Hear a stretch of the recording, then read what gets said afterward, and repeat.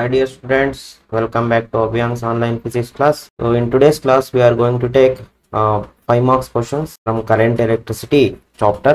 ಇದರಲ್ಲಿ first question, derive an expression for electric current ಅಂತ in terms of drift velocity and number density of free electrons ಅಂತ ಕೇಳಿದ್ರೆ indirectly is asking for us to derive the formula for current NaeVd formula derive ಮಾಡಿ ಅಂತ ಕೇಳ್ತಾರೆ. is equal to NaeVd. Okay, ಇದಕ್ಕೆ ಏನ್ ಮಾಡ್ಬೇಕು ನಾವು, ಇದು 5 ಮಾರ್ಕ್ಸ್ ಆಗಿರೋದ್ರಿಂದ ಸ್ವಲ್ಪ ಜಾಸ್ತಿ ಬರೀಬೇಕಾಗುತ್ತೆ. ಹಾಗಾಗಿ ಏನ್ ಮಾಡುವ, first let us take conductor. Conductor ನ ತಗೊಳ್ಳುವ. ಈ ತರ ಇದೆ ನೋಡಿ conductor. Area of cross section conductor ಅದು ಎ ಅಂತ ಇಟ್ಕೊಳ್ಳೋಣ. ಆಮೇಲೆ ಲೆಂತ್ ಆಫ್ ದ ಕಂಡಕ್ಟರ್ ಎಲ್ಲಿರ್ಲಿ, so potential difference across the conductor V ಅಂತ ಇಟ್ಕೊಳ್ಳೋಣ. ಸೊ ಇಷ್ಟು ಲೆಂತ್ ಅಲ್ಲಿ ಇಷ್ಟು ಪೊಟೆನ್ಶಿಯಲ್ ಡಿಫರೆನ್ಸ್ ಇದೆ. ಯಾವಾಗ ನೀವು ಪೊಟೆನ್ಶಿಯಲ್ ಡಿಫರೆನ್ಸ್ ಅಪ್ಲೈ ಮಾಡ್ತೀರಾ ಏನಾಗುತ್ತೆ, there is an electric field in this direction. So ಈ ಕಡೆ ಹೈ ಪೊಟೆನ್ಶಿಯಲ್, ಈ ಕಡೆ ಲೋ ಪೊಟೆನ್ಶಿಯಲ್ ಅಂತ ತಗೊಂಡ್ರೆ ಹಾಗಾದ್ರೆ ಡೈರೆಕ್ಷನ್ ಆಫ್ ಕರೆಂಟ್ ಕೂಡ ಈ ಕಡೆ ಇರುತ್ತೆ. ಆದ್ರೆ ಈ ಎಲೆಕ್ಟ್ರಿಕ್ ಫೀಲ್ಡ್ ಇಂದ ಎಲೆಕ್ಟ್ರಾನ್ಸ್ ಏನಾಗುತ್ತೆ, ಡ್ರಿಫ್ಟ್ ಆಗುತ್ತೆ. ಎಷ್ಟು ಡ್ರಿಫ್ಟ್ ಆಗುತ್ತೆ, ವಿಡಿ ಅಷ್ಟು ವೆಲಾಸಿಟಿಯಲ್ಲಿ ಡ್ರಿಫ್ಟ್ ಆಗುತ್ತೆ. Okay, so in the opposite direction. ಇಷ್ಟನ್ನ ನಾವು ಫಸ್ಟ್ ಬರ್ಕೊಳ್ಬೇಕು. ಏನಂತ, ಕನ್ಸಿಡರ್ ಎ ಕಂಡಕ್ಟರ್. ಇಲ್ಲೇನ್ ತಗೊಂಡೆ first, L length of conductor, ಆಮೇಲೆ A is the area of cross section, ಆಮೇಲೆ V is the potential difference across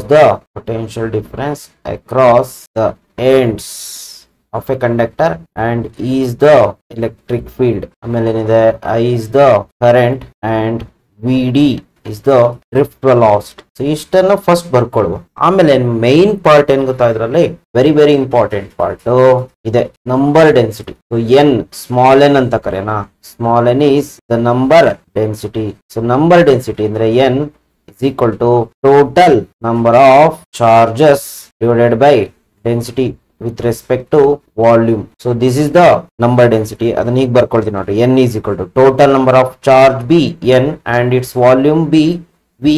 ನೋಡ್ರಿ ಇಲ್ಲಿ ವಾಲ್ಯೂಮ್ ಹೇಗೆ ಬರೆಯೋದು ಅಂತಂದ್ರೆ area of cross section into length ಅಂತ ಬರ್ಕೊಳ್ಬಹುದು. ಅಲ್ಲಿಗೆ a ಇಂಟು ಎಲ್, ಅಲ್ಲಿಗೆ ಕ್ಯಾಪಿಟಲ್ n ಏನಾಗುತ್ತೆ, no total number of charges n into a into L, which is the total cross multiply ಮಾಡಿ ಅಷ್ಟೇ, ಟೋಟಲ್ ನಂಬರ್ ಆಫ್ ಚಾರ್ಜಸ್ ಆಯ್ತು. Next important point, current. Yes, definitely we are getting electric current. I is equal to, what is the formula, dq by dt. q by t ಅಂತನಾರು ಬರೀರಿ. ಇಲ್ಲಿ I is equal to q ಏನಂತ ಬರಿಬಹುದು, dq number of charges n into e divided by. So ಇಷ್ಟು number of charges ಇಲ್ಲಿಂದ ಈ ಕಡೆ ಹೋಗಿ ಎಷ್ಟು time ತಗೊಂಡಿದೆ, ಡೆಲ್ಟಾ ಟಿ ಅಷ್ಟು ಟೈಮ್ ತಗೊಂಡಿದೆ. ಹಾಗಾಗಿ ನೋಡ್ರಿ ಇಲ್ಲಿ ಲೆಂತ್ ಅನ್ನ ಏನಂತ ಬರೀಬಹುದು, length of the conductor L can be written as this I. Drift velocity into time taken. So velocity into time taken. So velocity ಎಷ್ಟಿದೆ, vd ಇದೆ, time taken dt ಅಂತ ತಗೊಂಡಿದ್ದೀನಿ. ಹಾಗಾಗಿ so length of the conductor can be written as v into t, velocity vd and time taken dt. ಅಲ್ಲಿಗೆ come back here. So I is equal to dq by dt. So dt ಹಾಗೆ ಬರೆಯುವ. ನಾವು I is equal to n ಅಂತ ಬರಿಬಹುದು. ಇದೇ important ಅಂತ ಹೇಳಿದೆ. n can be written as n into small n a into l divided by dt. ನಮ್ಗೆ derivation ಬಂದೋಯ್ತು. So n ಹಾಗೆ ಇರಲಿ, small n, area of cross section ಹಾಗೆ ಇರಲಿ, ಲೆಂತ್ ಆಫ್ ದ ಕಂಡಕ್ಟರ್ ಏನಂತ ಬರೆಯುವುದು, from this relation drift velocity into dt divided by dt ಆಗುತ್ತೆ. So one more thing we forgot, that is e ಹಾಗೆ ಇರುತ್ತೆ. ಅಲ್ಲಿಗೆ I is equal to, ನೋಡ್ರಿ ಇಲ್ಲಿ ಏನೇನಾಗ್ತದೆ, dt ಕ್ಯಾನ್ಸಲ್ ಆಗುತ್ತೆ, ಟೈಮ್ ಗೆಟ್ಸ್ ಕ್ಯಾನ್ಸಲ್ಸ್. ಅಲ್ಲಿಗೆ we left with I is equal to ಏನ್ ಉಳಿತು, n ಆಮೇಲೆ a ಆಮೇಲೆ e ಇಂಟು vd. ಇಷ್ಟೇ ಉಳ್ಕೊಂಡಿತ್ತು. This is the formula. I is equal to NaeVd. ಇದನ್ನ 5 ಮಾರ್ಕ್ಸ್ ಗೆ ಕೇಳಿದಾನೆ. ಸೊ ಇಷ್ಟನ್ನ ಬರೀಬೇಕಾಗುತ್ತೆ. ಬೇಕಾದ್ರೆ ನೀವು ಇಲ್ಲಿ L length of the conductor ಅಂತ ಬರ್ಕೊಳ್ತೀರಾ. ಸ್ಟಾರ್ಟಿಂಗ್ ಅಲ್ಲೇ length of the conductor can be written as length of the conductor L is equal to vd into dt ಅಂತ ಬೇಕಾದ್ರೆ ಸ್ಟಾರ್ಟಿಂಗ್ ಅಲ್ಲೇ ಬರ್ಕೊಳ್ಳಿ, which is equal to length of the conductor. Okay, so this is your 5 marks. Next question, assuming the expression for electric current, arrive the expression for electrical conductivity of a material ಅಂತ. ಇಲ್ಲಿ ಏನಾಗುತ್ತೆ ಅಂದ್ರೆ question assume ಅಂತ ಹೇಳಿದಾನ. Assuming the expression for electric current. What is the formula for electric current? Direct ಆಗಿ ತಗೊಳ್ಳಿ. Electric current formula direct ತಗೊಳ್ಳಿ. Electric current formula ಇವಾಗ ತಾನೇ ಡಿರೈವ್ ಮಾಡಿದ್ವಿ, NaE/Vd. ಇದನ್ನ ಅಸ್ಯೂಮ್ ಮಾಡ್ಕೊಂಡು ಏನ್ ಮಾಡ್ಬೇಕಂತೆ, derive the formula for electrical conductivity derive ಮಾಡ್ಬೇಕಂದ್ರೆ ಎಲೆಕ್ಟ್ರಿಕಲ್ ಕಂಡಕ್ಟಿವಿಟಿ ಏನು? ಸಿಗ್ಮಾ. ಸೊ ಸಿಗ್ಮಾಗೆ ಡಿರೈವ್ ಮಾಡ್ಬೇಕು. ಸಿಗ್ಮಾ ಅಥವಾ ಇದನ್ನ ಇನ್ನೊಂದು ರೀತಿನ ಕೇಳ್ತಾನೆ, derive the formula for electrical conductivity Ne²τ/m ಅಂತಾನು ಕೇಳ್ತಾನೆ. Ne²τ/m. ಇಲ್ಲಿ ಒಂದು ಪ್ರಾಬ್ಲಮ್ ಇದೆ, ಏನಂತಂದ್ರೆ ಯಾವಾಗಲೂ ಒಂದ್ಸತಿ ಬೋರ್ಡ್ ಎಕ್ಸಾಮ್ ಅಲ್ಲಿ ಕೇಳಿದ್ರು, ಏನಂತಂದ್ರೆ ಫಸ್ಟ್ ಕರೆಂಟ್ ಡಿರೈವ್ ಮಾಡ್ಕೊಂಡು ಅಂದ್ರೆ 3 ಮಾರ್ಕ್ಸ್ ಇದನ್ನ ಕೊಟ್ಬಿಟ್ಟು ಅದಾದ್ಮೇಲೆ ಅದರ ಕಂಟಿನ್ಯೂಯೇಷನ್ ಸಿಗ್ಮಾ ಡಿರೈವ್ ಮಾಡಕ್ ಕೇಳಿದ 5 ಮಾರ್ಕ್ಸ್ಗೆ. ಬಟ್ ಇಲ್ಲಿ ಏನ್ ಮಾಡಿದಾರೆ, ಅಸ್ಯೂಮ್ ಮಾಡ್ಕೊಂಡು ಇದನ್ನ ಡೈರೆಕ್ಟ್ ಆಗಿ ತಗೊಂಡು ಆಮೇಲೆ ಅದನ್ನ ಕಂಟಿನ್ಯೂ ಮಾಡಿ ಅಂತ ಹೇಳ್ತಾರೆ. ಸೊ ಸ್ವಲ್ಪ ಕೇರ್ಫುಲ್ ಆಗಿರ್ಬೇಕು ಎಕ್ಸಾಮ್ ಅಲ್ಲಿ ಕೊಟ್ಟಾಗ. ಫಸ್ಟ್ ಕರೆಂಟಿಗೆ ಡಿರೈವ್ ಮಾಡ್ಕೊಂಡು ಆಮೇಲೆ ಕಂಟಿನ್ಯೂ ಮಾಡ್ಬೇಕಾ ಅಥವಾ ಡೈರೆಕ್ಟ್ ಎಲೆಕ್ಟ್ರಿಕ್ ಕರೆಂಟ್ ಈಕ್ವೇಶನ್ ತಗೊಳ್ಬೇಕಾ, ಅಸ್ಯೂಮ್ ಮಾಡ್ಕೊಳ್ಬೇಕಂತ. ಇಲ್ಲಿ ಅಸ್ಯೂಮ್ ಅಂತ ಕೊಟ್ಟಿದ್ದಾನೆ, ಹಾಗಾಗಿ ನಾನು ಅಸ್ಯೂಮ್ ಮಾಡ್ಕೊಳ್ತೀನಿ. ನೀವು ಎಕ್ಸಾಮ್ ಅಲ್ಲಿ ನೋಡ್ಕೊಳ್ಳಿ ಏನ್ ಮಾಡ್ಬೇಕಂತೇಳಿ. So electric current I is equal to NaE/Vd. ಆಮೇಲೆ ಏನ್ ಮಾಡಿ ಇದರಿಂದ ಕಂಟಿನ್ಯೂಯೇಷನ್ ತಗೊಂಡು N ಹಾಗೆ ಇರಲಿ, A ಹಾಗೆ ಇರಲಿ, E ಹಾಗೆ ಇರಲಿ. ಡ್ರಿಫ್ಟ್ ವೆಲಾಸಿಟಿ ಫಾರ್ಮುಲಾ ನಮ್ಗೆ ಆಲ್ರೆಡಿ ಗೊತ್ತೆ, E/τ/m ಅಂತ. ಸೊ I ಹಾಗೆ ಇರಲಿ ಡಿವೈಡೆಡ್ ಬೈ ಏನ ಈ ಕಡೆ ಕಳ್ಸಿ ಇಸ್ ಈಕ್ವಲ್ ಟು N ಹಾಗೆ ಇದೆ, ಏನ ಈ ಕಡೆ ಡಿನಾಮಿನೇಟರ್ ತಗೊಂಡಿದ್ದೀನಿ, E/E². ಆಮೇಲೆ E ಹಾಗೆ ಇದೆ, ಟೌ ಹಾಗೆ ಇದೆ ಡಿವೈಡೆಡ್ ಬೈ m. ಏನ ಕ್ರಾಸ್ ಮಲ್ಟಿಪ್ಲೈ ಮಾಡಿದ್ದೀನಿ. ಎ ಏನಂತ ಬರೀಬಹುದು, according current divided by area is current density is equal to Ne²E/τ/m. ಈಗೇನ್ ಮಾಡಿ ಗೊತ್ತಾ, ಜೆ ಹಾಗೆ ಇರ್ಲಿ. ಓಕೆ, ಒಂದ್ ಕೆಲಸ ಮಾಡಿ, ಇದನ್ನ ಇನ್ನೂ ಸಿಂಪ್ಲಿಫೈಡ್ ಫಾರ್ಮ್ ಅಲ್ಲಿ ಬರೆಯೋದ್ರೆ ಜೆ ಗೆ ಸಬ್ಸ್ಟಿಟ್ಯೂಟ್ ಮಾಡ್ಬಿಡ್ರಿ. ನಿಮ್ಗೆ before going to this derivation ನಿಮ್ಗೆ ಕೆಲವೊಂದು ಫಾರ್ಮುಲಾ ಗೊತ್ತಿರ್ಬೇಕು. ಏನಂದ್ರೆ ಕರೆಂಟ್ ಡೆನ್ಸಿಟಿ I/A, ಆಮೇಲೆ J is equal to sigma E. ಈ ಎರಡು ಇಕ್ವೇಶನ್ ಗೊತ್ತಿರ್ಬೇಕು. ಕರೆಂಟ್ ಡೆನ್ಸಿಟಿನ I/A ಅಂತ ಬರಿಬಹುದು, ಹಾಗೆ ಕರೆಂಟ್ ಡೆನ್ಸಿಟಿನ ಸಿಗ್ಮಾ ಇ ಅಂತಾನು ಬರಿಬಹುದು. ಅದ್ರ ಜೊತೆಗೆ sigma can also be written as 1/ρ ಅಂತಾನು ಬರಿಬಹುದು. ಓಕೆ, ಇರ್ಲಿ. ನಾವು J can also be written as, ನೋಡ್ರಿ I/A ಜೆ ಬರ್ಕೊಂಡೆ, ಜೆ ನ ಏನಂತ ಬರಿಬಹುದು, ಸಿಗ್ಮಾ ಇ ಅಂತಾನು ಬರಿಬಹುದು. ರೈಟ್ ಹ್ಯಾಂಡ್ ಸೈಡ್ ಹಾಗಿದೆ Ne²E/τ/m. ಸೊ ನಾವ್ ಹಿಯರ್ E ಗೆಟ್ಸ್ ಕ್ಯಾನ್ಸಲ್ಸ್. ನಮಗೆ ಫೈನಲ್ ಇಕ್ವೇಶನ್ ಬಂದೇ ಆಯ್ತು ನೋಡ್ರಿ, sigma is equal to Ne²τ/m. ಇದು 3 ಮಾರ್ಕ್ಸ್ ಆಕ್ಚುಲಿ ಕೇಳೋವಂಥದ್ದು. ಇಲ್ಲಿ ಏನ್ ಮಾಡಿ, ಫೈನಲಿ ಟರ್ಮ್ಸ್ ನೆಲ್ಲ ಎಕ್ಸ್ಪ್ಲೈನ್ ಮಾಡಿ. ಎಕ್ಸ್ಪ್ಲೈನ್ ದ ಟರ್ಮ್ಸ್ ಅಂತ ನಂತರನೇ ಬರೆದ್ಬಿಟ್ರೆ ಆಮೇಲೆ ಟರ್ಮ್ಸ್ ಎಕ್ಸ್ಪ್ಲೈನ್ ಮಾಡಿ ಅಂದ್ರೆ I ಅಂದ್ರೆ ಏನು, ಆಮೇಲೆ N ಅಂದ್ರೆ ಏನು, E ಅಂದ್ರೆ ಏನು, Vd ಅಂದ್ರೆ ಏನು, ಆಮೇಲೆ J is equal to I/A ಅಂದ್ರೆ ಏನು, ಆಮೇಲೆ ಸಿಗ್ಮಾ ಅಂದ್ರೆ ಏನು. ಸೊ ಇವನ್ನ ಅಷ್ಟನ್ನು ಎಕ್ಸ್ಪ್ಲೈನ್ ಮಾಡ್ಬಿಟ್ಟು ಬರೀರಿ, ಅಥವಾ ಡಿರೈವ್ ಮಾಡಿ ಟರ್ಮ್ಸ್ ನ ಎಕ್ಸ್ಪ್ಲೈನ್ ಮಾಡಿ, so that we can have full marks. Okay, hope ನಿಮ್ಗೆ ಇದು ಗೊತ್ತಾಗಿದೆ ಅಂತ ಅನ್ಕೊಂಡಿದ್ದೀನಿ. Next question, deduce the expression for equivalent EMF and internal resistance of two cells which are connected in series ಅಂತ ಕೇಳಿದ್ರೆ ಈಕ್ವಿವಲೆಂಟ್ EMF ಕಂಡುಹಿಡಿಬೇಕು, ಆಮೇಲೆ ಈಕ್ವಿವಲೆಂಟ್ ಇಂಟರ್ನಲ್ ರೆಸಿಸ್ಟೆನ್ಸ್ ಕಂಡುಹಿಡಿಬೇಕು. ಯಾವ್ದ್ರದ್ದು, ಎರಡು ಸೆಲ್ ಅನ್ನ ಕನೆಕ್ಟ್ ಮಾಡಿದ್ದಾರೆ. ಯಾವಾಗ, ಹೇಗೆ ಕನೆಕ್ಟ್ ಮಾಡಿದ್ದಾರೆ, ಸೀರೀಸ್ ಅಲ್ಲಿ ಕನೆಕ್ಟ್ ಮಾಡಿದ್ದಾರೆ. ಓಕೆ, ನಾವು ಅದೇ ರೀತಿ ಕನೆಕ್ಟ್ ಮಾಡ್ಕೊಳ್ಳುವ. ನೋಡ್ರಿ, let us take 2 cells which are connected in series. ತರ ಬರ್ಕೊಳ್ಳೋಣ, ಸೀರೀಸ್ ಅಲ್ಲಿ ಕನೆಕ್ಟ್ ಮಾಡಿ, ಎರಡು ಸೆಲ್. ಈ ಕಡೆ ಪಾಸಿಟಿವ್ ಹಾಕಿ, ಈ ಕಡೆ ನೆಗೆಟಿವ್ ಅನ್ನ ಹಾಕಿ, ಹಾಗೆ ಪಾಸಿಟಿವ್ ನೆಗೆಟಿವ್. ಸೊ ಎರಡು cell which are connected in series. ಈಗ ಏನ್ ಮಾಡೋಣ, ಇದಕ್ಕೆ ನೇಮ್ ಮಾಡ್ಬೇಡ. ಈ ಪಾಯಿಂಟ್ ಎ ಪಾಯಿಂಟ್ ಆಗಿರ್ಲಿ, ಇದು ಬಿ ಆಗಿರ್ಲಿ, ಇದು ಸಿ ಆಗಿರ್ಲಿ. ಸೊ ಇಲ್ಲಿ EMF ಗಳನ್ನ ಹೆಸರು ಮಾಡುವ. ಇದರ EMF E1, ಇದರ ಇಂಟರ್ನಲ್ ರೆಸಿಸ್ಟೆನ್ಸ್ R1 ಆಗಿರ್ಲಿ, ಇದರ EMF E2 internal resistance R2 ಆಗಿರ್ಲಿ. ಸೊ ನೀವು ಇದಕ್ಕೆ ಬೇಕಾದ್ರೆ ಒಂದು ಎಕ್ಸ್ಟರ್ನಲ್ ರೆಸಿಸ್ಟೆನ್ಸ್ ನ ಬೇಕಾದ್ರೆ ಕನೆಕ್ಟ್ ಮಾಡ್ಕೊಳ್ಳಿ. ಈ ತರ ಅದೇನು ಅವಶ್ಯಕತೆ ಇಲ್ಲ, ಆಮೇಲೆ ಡಿಲೀಟ್ ಮಾಡ್ತೀನಿ. ಈ ತರ ಕನೆಕ್ಟ್ ಮಾಡ್ಕೊಂಡ್ರೆ ನಿಮ್ಗೆ ಡೈರೆಕ್ಷನ್ ಆಫ್ ಕರೆಂಟ್ ಯಾವ ಕಡೆ ಇರುತ್ತೆ ಅಂತ ಗೊತ್ತಾಗುತ್ತೆ. ಯಾವಾಗ್ಲೂ ಸೆಲ್ ಒಳಗಡೆ ಕರೆಂಟ್ ನೆಗೆಟಿವ್ ಟು ಪಾಸಿಟಿವ್ ಹೋಗುವಂಥದ್ದು.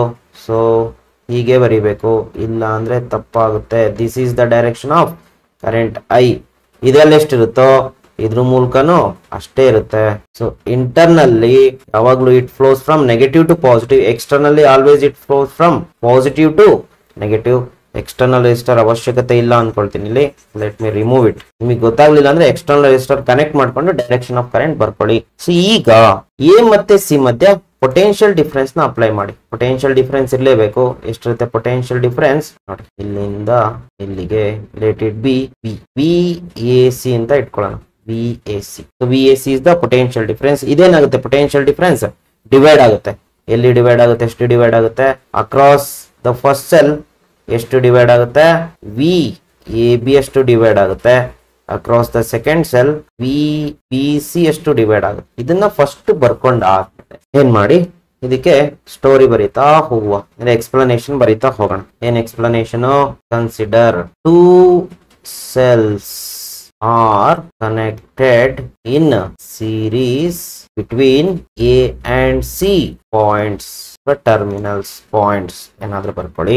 ಈಗ E1 and E2 are the EMFs of two cells. ಆಯ್ತು. Next R1 and R2 are the internal resistance of two cells. Next ಏನಂತ ಬರಿಬಹುದು? VAC can be written as VAB plus VBC. ಏನಿದು? Terminal potential difference, terminal PD across the cells. ಇಲ್ಲೊಂದು point ಇನ್ನೊಂದು ಮರ್ತ್ಬಿಟ್ಟೆ, ಏನಂದ್ರೆ I is the current through the cells. Same current flow ಆಗುತ್ತೆ, current through the cells ಅಂತ ಬರೆಯುವ. Okay, next. So VAC ಏನಂತ ಬರೀಬಹುದು? VAC ಏನಂತ ಬರೆಯಕಲ್ಲ, VAC ಹಾಗೆ ಇಟ್ಕೊಳ್ಳಿ. ಬಟ್ VAB ಮತ್ತೆ VBC ಏನಂತ ಬರೀಬಹುದು? ಇದಕ್ಕೆ ವೆರಿ ಇಂಪಾರ್ಟೆಂಟ್ ಫಾರ್ಮುಲಾ. ಈ ಫಾರ್ಮುಲಾ ಡಿರೈವ್ ಮಾಡೋಕ್ಕಿಂತ ಮುಂಚೆ ನಿಮ್ಗೊಂದು ವೆರಿ ಸಿಂಪಲ್ ಫಾರ್ಮುಲಾ ಗೊತ್ತಿರಬೇಕು. V can be written as E minus IR. Very important formula. So potential difference across any cell, terminal potential is equal to its EMF minus current into resistance. ಹಾಗಾದ್ರೆ VAB ಅಂತ ಬರೆದ್ರೆ ಈ cell across ಇರೋ potential difference, ಹಾಗಾದ್ರೆ ಆ cell ಹತ್ರ ಇರೋ EMF ಎಷ್ಟು? E1. ಫಸ್ಟ್ ಸೆಲ್ ಹತ್ರ ಇರೋ EMF ಮೈನಸ್ ಆ ಸೆಲ್ ಥ್ರೂ ಕರೆಂಟ್ ಎಷ್ಟಿದೆ? I ಇದೆ. ಆ ಸೆಲ್ ನ ಇಂಟರ್ನಲ್ ರೆಸಿಸ್ಟೆನ್ಸ್ R1 ಇದೆ. ಪ್ಲಸ್ VBC ಅಂದ್ರೆ ಸೆಕೆಂಡ್ ಸೆಲ್ ಹತ್ರ ಇರೋ ಪೊಟೆನ್ಶಿಯಲ್ ಡಿಫರೆನ್ಸ್ ಏನಂತ ಬರಿಬಹುದು? E minus IR. ಸೊ ಈ ಸೆಕೆಂಡ್ ಸೆಲ್ E2 ಇದೆ, ಕರೆಂಟ್ ಎಷ್ಟಿದೆ? I ಇದೆ, ಇಂಟರ್ನಲ್ ರೆಸಿಸ್ಟೆನ್ಸ್ ಎಷ್ಟಿದೆ? R2 ಇದೆ. ಇದನ್ನ ಬರ್ಕೊಂಡ್ರೆ 90% ಡಿರೈವೇಶನ್ ಮುಗ್ದಂಗೆ. ಇದನ್ನ ಸ್ವಲ್ಪ ರಿರೈಟ್ ಮಾಡುವ. ಸೊ ಹೇಗೆ ಅಂದ್ರೆ ಇಲ್ಲಿ ಬರೀತೀನಿ ನೋಡಿ. So VAC is equal to E1 plus E2 ಈ ಕಡೆ ತಗೊಂಡ್ ಬನ್ನಿ. E1 ಪ್ಲಸ್ E2 ಪ್ಲಸ್ ಸಾರಿ ಒಂದ್ ಕೆಲಸ ಮಾಡಿ, ಇಲ್ಲಿ I ಕಾಮನ್ ಬರುತ್ತಾ? ಮೈನಸ್ I ಅನ್ನ ಕಾಮನ್ ತಕೊಂಡ್ಬಿಡಿ ಎರಡು ಕಡೆನು. ಅಲ್ಲಿಗೆ ಉಳಿಯೋದೇನು ನಮ್ಗೆ? R1 ಪ್ಲಸ್ R2 ಅಂತ ರಿರೈಟ್ ಮಾಡ್ಕೊಂಡೆ. ಹಾಗೆ ಇಟ್ಕೊಳ್ಳಿ. ರಿರೈಟ್ ಮಾಡಿದ ಹೋಪ್ ನಿಮ್ಗೆ ಗೊತ್ತಾಗಿದೆ ಅನ್ಕೊಂಡಿದೀನಿ. ನೆಕ್ಸ್ಟ್ ಏನ್ ಮಾಡಿ? Take this as equation 1. Next ಈ ಕಡೆ ಬಂದ್ರೆ ಇದಕ್ಕೆ ಈಕ್ವಲೆಂಟ್ ಸೆಲ್ ಅನ್ನ ಬರ್ಕೊಳ್ಳಿ. ಅಂದ್ರೆ ಈ ಎರಡು ಸೆಲ್ ಅನ್ನ ರೀಪ್ಲೇಸ್ ಮಾಡಿ ಎ ಮತ್ತೆ ಸಿ ಮಧ್ಯ ಒಂದೇ ಒಂದ್ ಸೆಲ್ ಹಾಕೊಳ್ಳಿ. ಎ ಮತ್ತೆ ಸಿ ಮಧ್ಯ ಒಂದೇ ಒಂದ್ ಸೆಲ್ಲು, ಅದಕ್ಕೆ ಈಕ್ವಲೆಂಟ್ ಅಂತ ಒಂದೇ ಒಂದ್ ಸೆಲ್ ಹಾಕೊಳ್ಳಿ. ಆ ಎರಡಕ್ಕೂ ಈಕ್ವಲೆಂಟ್ ಅದು. ಇದ್ರ EMF ಎಷ್ಟಿರ್ಬೇಕು? E equivalent. Internal resistance R equivalent. ಇವೆರಡರ ಮಧ್ಯೆ ಪೊಟೆನ್ಶಿಯಲ್ ಡಿಫರೆನ್ಸ್ ಎಷ್ಟಿತ್ತು? VAC ಇತ್ತು. ಈಗ್ಲೂ ಅಷ್ಟೇ ಇರ್ಬೇಕು. ಕರೆಂಟ್ ಎಷ್ಟು ಹೋಗ್ತಿತ್ತು? ಎರಡ್ರ ಮೂಲಕ ಎಷ್ಟು ಕರೆಂಟ್ ಹೋಗ್ತಿತ್ತು? ಇದ್ರ ಮೂಲಕ ಅಷ್ಟೇ ಕರೆಂಟ್ ಹೋಗ್ಬೇಕು. ಅಲ್ಲಿಗೆ I ಅಷ್ಟೇ ಇರುತ್ತೆ. ಸೊ ನಾವು ಏನಂತ ಬರೀಬಹುದು? Replace the two cells by single equivalent cell. Single equivalent cell between A and B ಅಂತ ಬರ್ಕೊಳ್ಳೋಣ. ಈಗ ನೆಕ್ಸ್ಟ್ ಇದಕ್ಕೆ ಈ ಫಾರ್ಮುಲಾ ಹಾಕಿ. ಯಾವ ಫಾರ್ಮುಲಾ?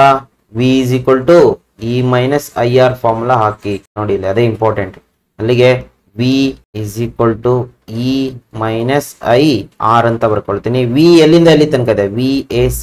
ಒಂದೇ ವೋಲ್ಟೇಜ್, ಒಂದೇ ಟರ್ಮಿನಲ್ PD, ಒಂದೇ EMF, ಈಕ್ವಲೆಂಟ್. I ಅಷ್ಟೇ ಇದೆ. R ಈಕ್ವಲೆಂಟ್ ಇದೆ. ಸೊ ನಾವು ಟೇಕ್ ದಿಸ್ ಆಸ್ ಈಕ್ವೇಶನ್ 2. ಈಗ ಇಲ್ಲಿ 1 ಮತ್ತೆ 2 ನ ಕಂಪೇರ್ ಮಾಡಿ. ಕಂಪೇರ್ ಈ ಸೆಲ್ ಇಂದ ಬಂದಿರತಕ್ಕಂತ ಈಕ್ವೇಶನ್, ಈ ಸೆಲ್ ಇಂದ ಬಂದಿರತಕ್ಕಂತ ಈಕ್ವೇಶನ್ ಕಂಪೇರ್ ಮಾಡಿ. ಕಂಪೇರ್ ಈಕ್ವೇಶನ್ 1 and 2 ಏನ್ ಸಿಗುತ್ತೆ ಅದನ್ನ ಬರೆದ್ರೆ ಡಿರೈವೇಶನ್ ಮುಗಿದೋಯ್ತು. ಇದ್ರಲ್ಲಿ ನೋಡ್ರಿ VAC ಇದೆಯಾ, ಇಲ್ಲಿ ಎಷ್ಟಿದೆ VAC ಇದೆ, ಈಕ್ವಲ್ಸ್ ಈ ಈಕ್ವಲೆಂಟ್ ಇದೆ, ಇಲ್ಲಿ ಈಕ್ವಲೆಂಟ್ ಜಾಗದಲ್ಲಿ ಇದೆ E1 plus E2. E equivalent is equal to E1 plus E2 ಬಂತಲ್ಲ. ನೆಕ್ಸ್ಟ್ ಮೈನಸ್ ಐ ಇದೆ, ಇಲ್ಲೂ ಮೈನಸ್ ಇದೆ. ನೆಕ್ಸ್ಟ್ ಆರ್ ಈಕ್ವಲೆಂಟ್ ಜಾಗದಲ್ಲಿ ಏನಿದೆ R1 plus R2 ಇದೆ. R equivalent is equal to R1 plus R2. ಅವ್ರ ಎರಡೇ ಸೆಲ್ ಕೇಳಿರೋದು, ಎರಡಕ್ಕೂ ಈಕ್ವಲೆಂಟ್ MF ಆಮೇಲೆ ಈಕ್ವಲೆಂಟ್ ಇಂಟರ್ನಲ್ ರೆಸಿಸ್ಟೆನ್ಸ್ ಬರ್ದಿದ್ದಾಯ್ತು. ಸೊ ಇಷ್ಟು ನಿಮ್ಮ ಡಿರೈವೇಶನ್ 5 ಮಾರ್ಕ್ಸ್ಗೆ ಈಸಿಯಾಗಿ ಡಿರೈವ್ ಮಾಡಬಹುದು. ಇಷ್ಟನ್ನ ಬರೆದ್ರೆ ಗ್ಯಾರಂಟಿ ನಿಮ್ಗೆ 5 ಮಾರ್ಕ್ಸ್ ಸಿಗುತ್ತೆ. ಪಕ್ಕಾ ಬರೀಬೇಕು, ಇಷ್ಟೇ ಬರೀಬೇಕು.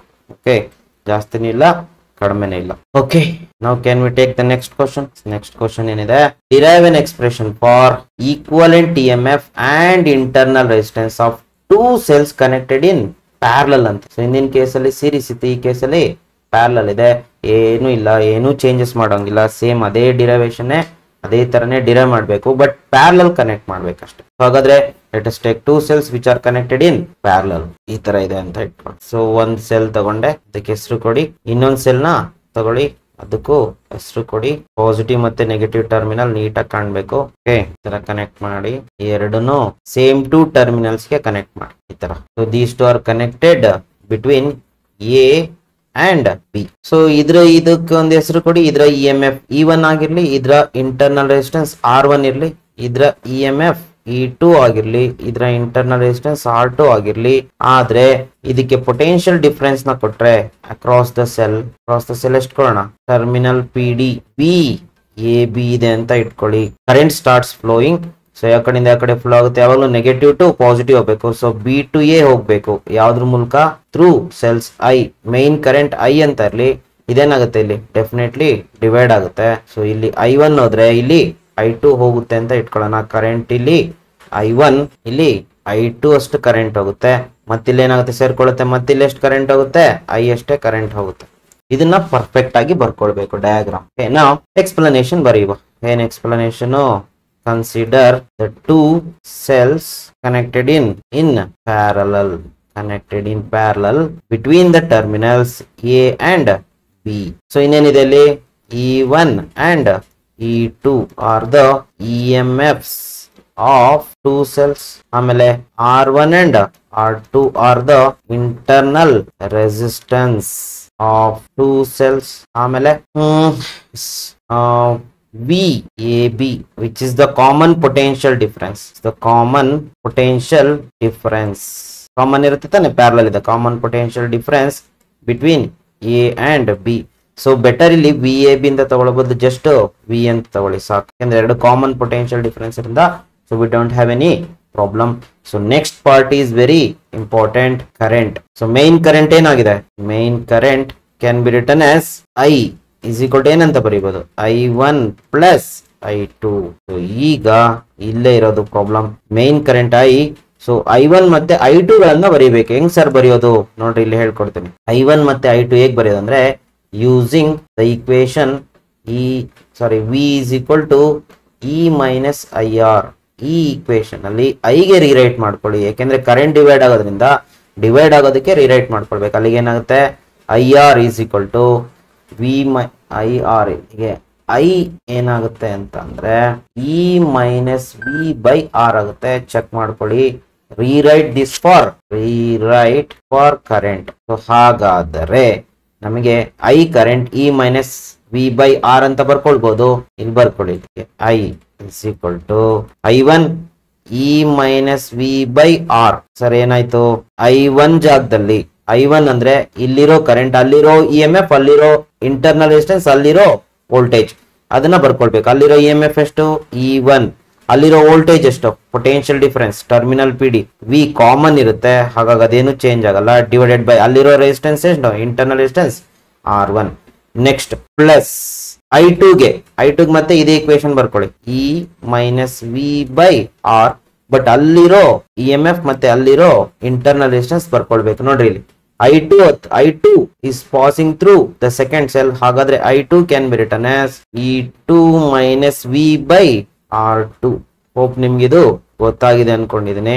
ಇದು ಗೊತ್ತಾಯ್ತಂದ್ರೆ ಪೂರಾ ಡಿರೈವೇಶನ್ ಬಂದಂಗೆ. Rewrite this for currents I1 and I2. Next ಇನ್ನು ಸ್ವಲ್ಪ ಬಾಕ್ಸ್ ಎಲ್ಲ ಹಾಕ್ಬೇಡ, ಇದ್ರೊಳಗೆ ಸೇರಿಸ್ಬೇಡ್ರಿ. ಸೊ ಇದು ಹೀಗೆ ಇರಲಿ. ನೆಕ್ಸ್ಟ್ ಕಂಟಿನ್ಯೂಯೇಷನ್ ಮಾಡುವ. ಕಂಟಿನ್ಯೂಯೇಷನ್ ಸ್ವಲ್ಪ ಸ್ಟೆಪ್ಸ್ ಜಾಸ್ತಿ ಬರುತ್ತೆ. So I is equal to ಇದನ್ನ ಡಿವೈಡ್ ಮಾಡ್ಕೊಳ್ಳಿ, ಸಪರೇಟ್ ಮಾಡ್ಕೊಳ್ಳಿ. E1 by R1 ನೋಡ್ರಿ, ಇದು ಸಪರೇಟ್ ಮಾಡ್ಕೊಳ್ಳಿ. E1 by R1 minus V by R1. ಅದೇ ತರ ಇದನ್ನು ಚೇಂಜ್ ಮಾಡ್ಕೊಳ್ಳಿ. E2 by R2 minus V by R2 ಆಗುತ್ತೆ. ಇದನ್ನ ರೀರೈಟ್ ಮಾಡಿ. So E1 by R1 plus E2 by R2 ಇದನ್ನ ಒಂದ್ ಕಡೆ ಬರ್ಕೊಳ್ಳಿ. ಮತ್ತೆ V ಕಾಮನ್ ಬರುತ್ತೆ, ಮೈನಸ್ V ಕಾಮನ್ ಔಟ್ ಮಾಡಿ. ಅಲ್ಲಿ ಉಳಿಯೋದೇನು 1 by R1 plus 1 by R2 ತರ ಬರ್ಕೊಳ್ಳಿ. ಸೊ ಇಲ್ಲಿಗೆ ಅರ್ಧ ಕೆಲಸ ಮುಗೀತು. ಅರ್ಧ ಕೆಲಸ ಏನ್ ಪೂರ್ತಿನ ಮುಗ್ದಂಗೆ ಆಲ್ಮೋಸ್ಟ್. ನಾವು take this as equation 1. Next ಏನ್ ಮಾಡಿ, ಇದಕ್ಕೆ ಈಕ್ವಲೆಂಟ್ ಸರ್ಕ್ಯೂಟ್ ಬರ್ಕೊಳ್ಳಿ. ಈಕ್ವಲೆಂಟ್ ಸರ್ಕ್ಯೂಟ್ ಅಂದ್ರೆ replace the 2 cells by single cell. ಇಲ್ಲಿ ಬರಿಲ್ಲ. ಎ ಮತ್ತೆ ಬಿ ಮಧ್ಯ ಒಂದೇ ಒಂದ್ ಸೆಲ್ ಅನ್ನ ಕನೆಕ್ಟ್ ಮಾಡಿ. ಎ ಮತ್ತೆ ಬಿ ಮಧ್ಯ ಒಂದೇ ಒಂದ್ ಸೆಲ್ಲು. ಅದಕ್ಕೆ ಎಷ್ಟು ಪೊಟೆನ್ಶಿಯಲ್ ಡಿಫರೆನ್ಸ್ ಕೊಡ್ತೀರಾ? ಬಿ. ಅದ್ರಲ್ಲಿ ಎಷ್ಟು ಕರೆಂಟ್ ಹೋಗ್ಬೇಕು? Main current I. ಅದರ EMF ಎಷ್ಟಿರ್ಬೇಕು? E equivalent. ಅದರ ಇಂಟರ್ನಲ್ ರೆಸಿಸ್ಟೆನ್ಸ್ ಎಷ್ಟಿರ್ಬೇಕು? R equivalent. ಹಾಗಾದ್ರೆ ಇಲ್ಲಿ ಬರೀತೀನಿ ನೋಡ್ರಿ. Replace the 2 cells by equivalent single equivalent cell between A and B. ಹಾಗಾದ್ರೆ ಇದಕ್ಕೆ ಕರೆಂಟ್ ಇಕ್ವೇಶನ್ ಬರ್ಕೊಂಡ್ರೆ ಏನಾಗುತ್ತೆ? ಇದೇ ಇಕ್ವೇಶನ್ ಬರ್ಕೊಳ್ಳಿ. I is equal to E minus V by R. ಇಲ್ಲಿ I ಇರುತ್ತೆ, E ಈಕ್ವಲೆಂಟ್ ಇರುತ್ತೆ, V ನೇ ಇರುತ್ತೆ, R ಈಕ್ವಲೆಂಟ್ ಇರುತ್ತೆ. ಅಲ್ಲಿಗೆ ಇದನ್ನ ಸಪರೇಟ್ ಮಾಡಿ ಬರ್ಕೊಳ್ಳಿ. I is equal to E equivalent by R equivalent minus V ಹಾಗೆ ಇರಲಿ into 1 by R equivalent. Hope ನಿಮ್ಗೆ ಇದು ಗೊತ್ತಾಗಿದೆ ಅನ್ಕೊಂಡಿದ್ದೀನಿ. ಸಪರೇಟ್ ಮಾಡಿ ಬರ್ಕೊಳ್ತೀನಿ. ನಾವು ಟೇಕ್ ದಿಸ್ ಆಸ್ ಇಕ್ವೇಶನ್ 2. ಈಗ ಈ ಎರಡು ಈಕ್ವೇಶನ್ಸ್ ನ ಕಂಪೇರ್ ಮಾಡಿ. Compare 1 and 2. ವಿ ಗೆಟ್ ನೋಡ್ರಿ ಏನ್ ಸಿಗುತ್ತಾ ಕಂಪೇರ್ ಮಾಡಿದ್ರೆ? I ಜಾಗದಲ್ಲಿ I ಇದೆಯಾ? ಓಕೆ. ಆಮೇಲೆ ಇಷ್ಟು ಪೂರ್ತಿ ನೋಡ್ರಿ. E1 by R1 E2 by R2 ಜಾಗದಲ್ಲಿ ಏನಿದೆ? E equivalent by R equivalent ಇದೆ. ಅಲ್ಲಿಗೆ ಏನಂತ ಬರೆಯುವುದು?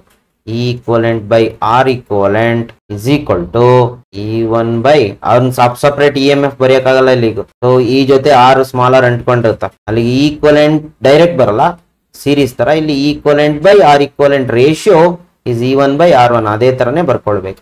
ನೆಕ್ಸ್ಟ್ ಮೈನಸ್ V ಇದೆ, ಇಲ್ಲೂ ಕೂಡ ಮೈನಸ್ V ಇದೆ. ಬಿಟ್ಟಾಕಿ ಅದನ್ನ. ಉಳಿದಿದ್ದೇನು? 1 by R equivalent is 1 by R equivalent is equal to 1 by R1 plus 1 by R2. So this is the equivalent EMF ಮತ್ತೆ resistance ನ ರೇಷಿಯೋ. ಇದು internal equivalent ಅಂತ ಬರೆಯೋಣ. Equivalent internal resistance. So this is the formula. This is how we can derive the equivalent EMF and internal resistances. So ಇದು ನಿಮಗೆ ಗೊತ್ತಾಗಿದೆ ಅನ್ಕೊಂಡಿದ್ದೀನಿ. ಹಾಗಿದ್ರೆ can we take the next question? Okay, now let us take the next question. Obtain the condition for balanced Wheatstone's network using Kirchhoff's law ಅಂತ ಹೇಳ್ತಾರೆ. Using Kirchhoff's law balanced Wheatstone's network ಕಂಡುಹಿಡಿಬೇಕು. ಅದಕ್ಕೆ ಏನ್ ಮಾಡಿ, ಫಸ್ಟ್ Wheatstone's ನೆಟ್ವರ್ಕ್ ಅನ್ನ ಬರ್ಕೊಳ್ಳಿ. Wheatstone's network ಹೇಗಿರುತ್ತೆ? So ಈ ತರ ಇರುತ್ತೆ. ಜನರಲಿ ಕ್ವಾಡ್ರಿಲ್ಯಾಟ್ರಲ್ ಬರ್ಕೊಳ್ಬೇಕು ನಾವು, ಲೈಕ್ ದಿಸ್. ಸೊ ಇಲ್ಲೇನ್ ಮಾಡೋಣ? Quadrilateral. So let us put some resistance or connect the resistances to the 4 arms of a quadrilateral. So 4 resistors na connect ಮಾಡಿ. 1 2 3 4 side ಗೆ 4 resistor na connect ಮಾಡಬೇಕು. And this is our Wheatstone split. Name the resistors P, Q, R and S. ಈಗ ಈ terminals ಗೆ ಹೆಸರು ಕೊಡಿ. ಇದಕ್ಕೆ ಏನ್ ಮಾಡೋಣ? A ಅಂತ ಕೊಡೋಣ. A and call this as B and call this as C and call this as T. Okay, now there is a potential difference which is applied. ಈಗ ಏನಾಗುತ್ತೆ? ಇಲ್ಲಿಂದ main current starts flowing. Battery connect ಮಾಡಿದ್ರ ಅಂತ ಅನ್ಕೊಳ್ಳಿ. So I is the main current. ಇದೇನಾಗ್ಬೇಕು? ಇಲ್ಲಿ divide ಆಗ್ಬೇಕು. So ಇಲ್ಲಿ ಎಷ್ಟು ಡಿವೈಡ್ ಆಗುತ್ತೆ? I1 ಅಷ್ಟು ಕರೆಂಟ್ ಹೋಗುತ್ತೆ ಇದ್ರ ಮೂಲಕ. ಇದ್ರ ಮೂಲಕ I2 ಇಲ್ಲೇನಾಗುತ್ತೆ? I1 I2 ಇಲ್ಲಿ I3 ಇಲ್ಲಿ I4 ಅಷ್ಟು ಕರೆಂಟ್ ಹೋಗುತ್ತೆ ಅಂತ ಇಟ್ಕೊಳ್ಳೋಣ. ನೆಕ್ಸ್ಟ್ ಇಲ್ಲಿ ಎಷ್ಟು ಕರೆಂಟ್ ಹೋಗ್ಬೇಕು? I ಎಷ್ಟು ಕರೆಂಟ್ ಹೋಗ್ಬೇಕು?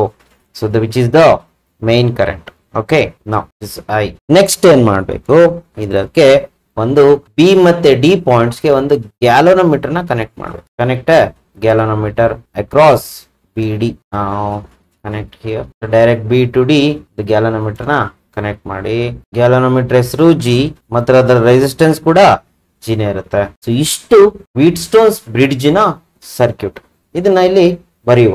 ಏನಂತ ಬರೆಯೋಣ, consider Wheatstone's bridge as shown in the figure. As shown in figure. So ಇಲ್ಲಿ ಏನೇನಿದೆ ಅಷ್ಟನ್ನು ಬರ್ದ್ಬೇಡ ಕಂಪ್ಲೀಟ್. ಫಸ್ಟ್ ಏನು, P Q R and S are the resistors connected between A, B, ಆಮೇಲೆ BC, ಆಮೇಲೆ AD and DC.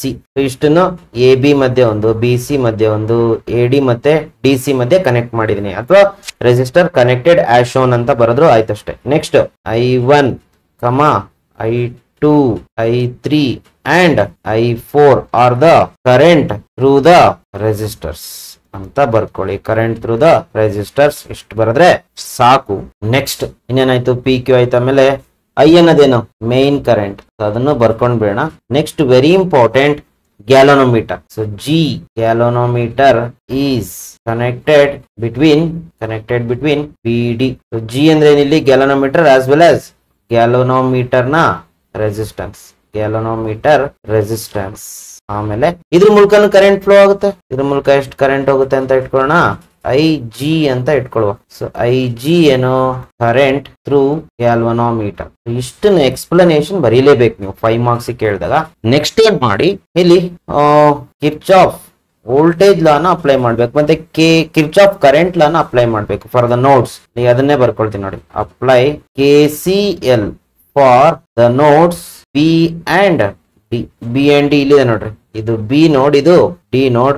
ಇದಕ್ಕೆ KCL ನ apply ಮಾಡ್ಬೇಕು. KCL ಏನಂತ ಹೇಳ್ತೆ, sum of the current net current is equal to 0, ಅಥವಾ entering current sum of the currents entering is equal to sum of the currents leaving, ಯಾವ್ದಾದ್ರು ಬರ್ಕೊಳ್ಳಿ. ಅಲ್ಲಿಗೆ ಬಿ ಹತ್ರ ಬರ್ತಾ ಇರೋ ಕರೆಂಟ್ ಯಾವುದು, ಒಂದು I1, ಇನ್ನೊಂದು ಅಷ್ಟೇ.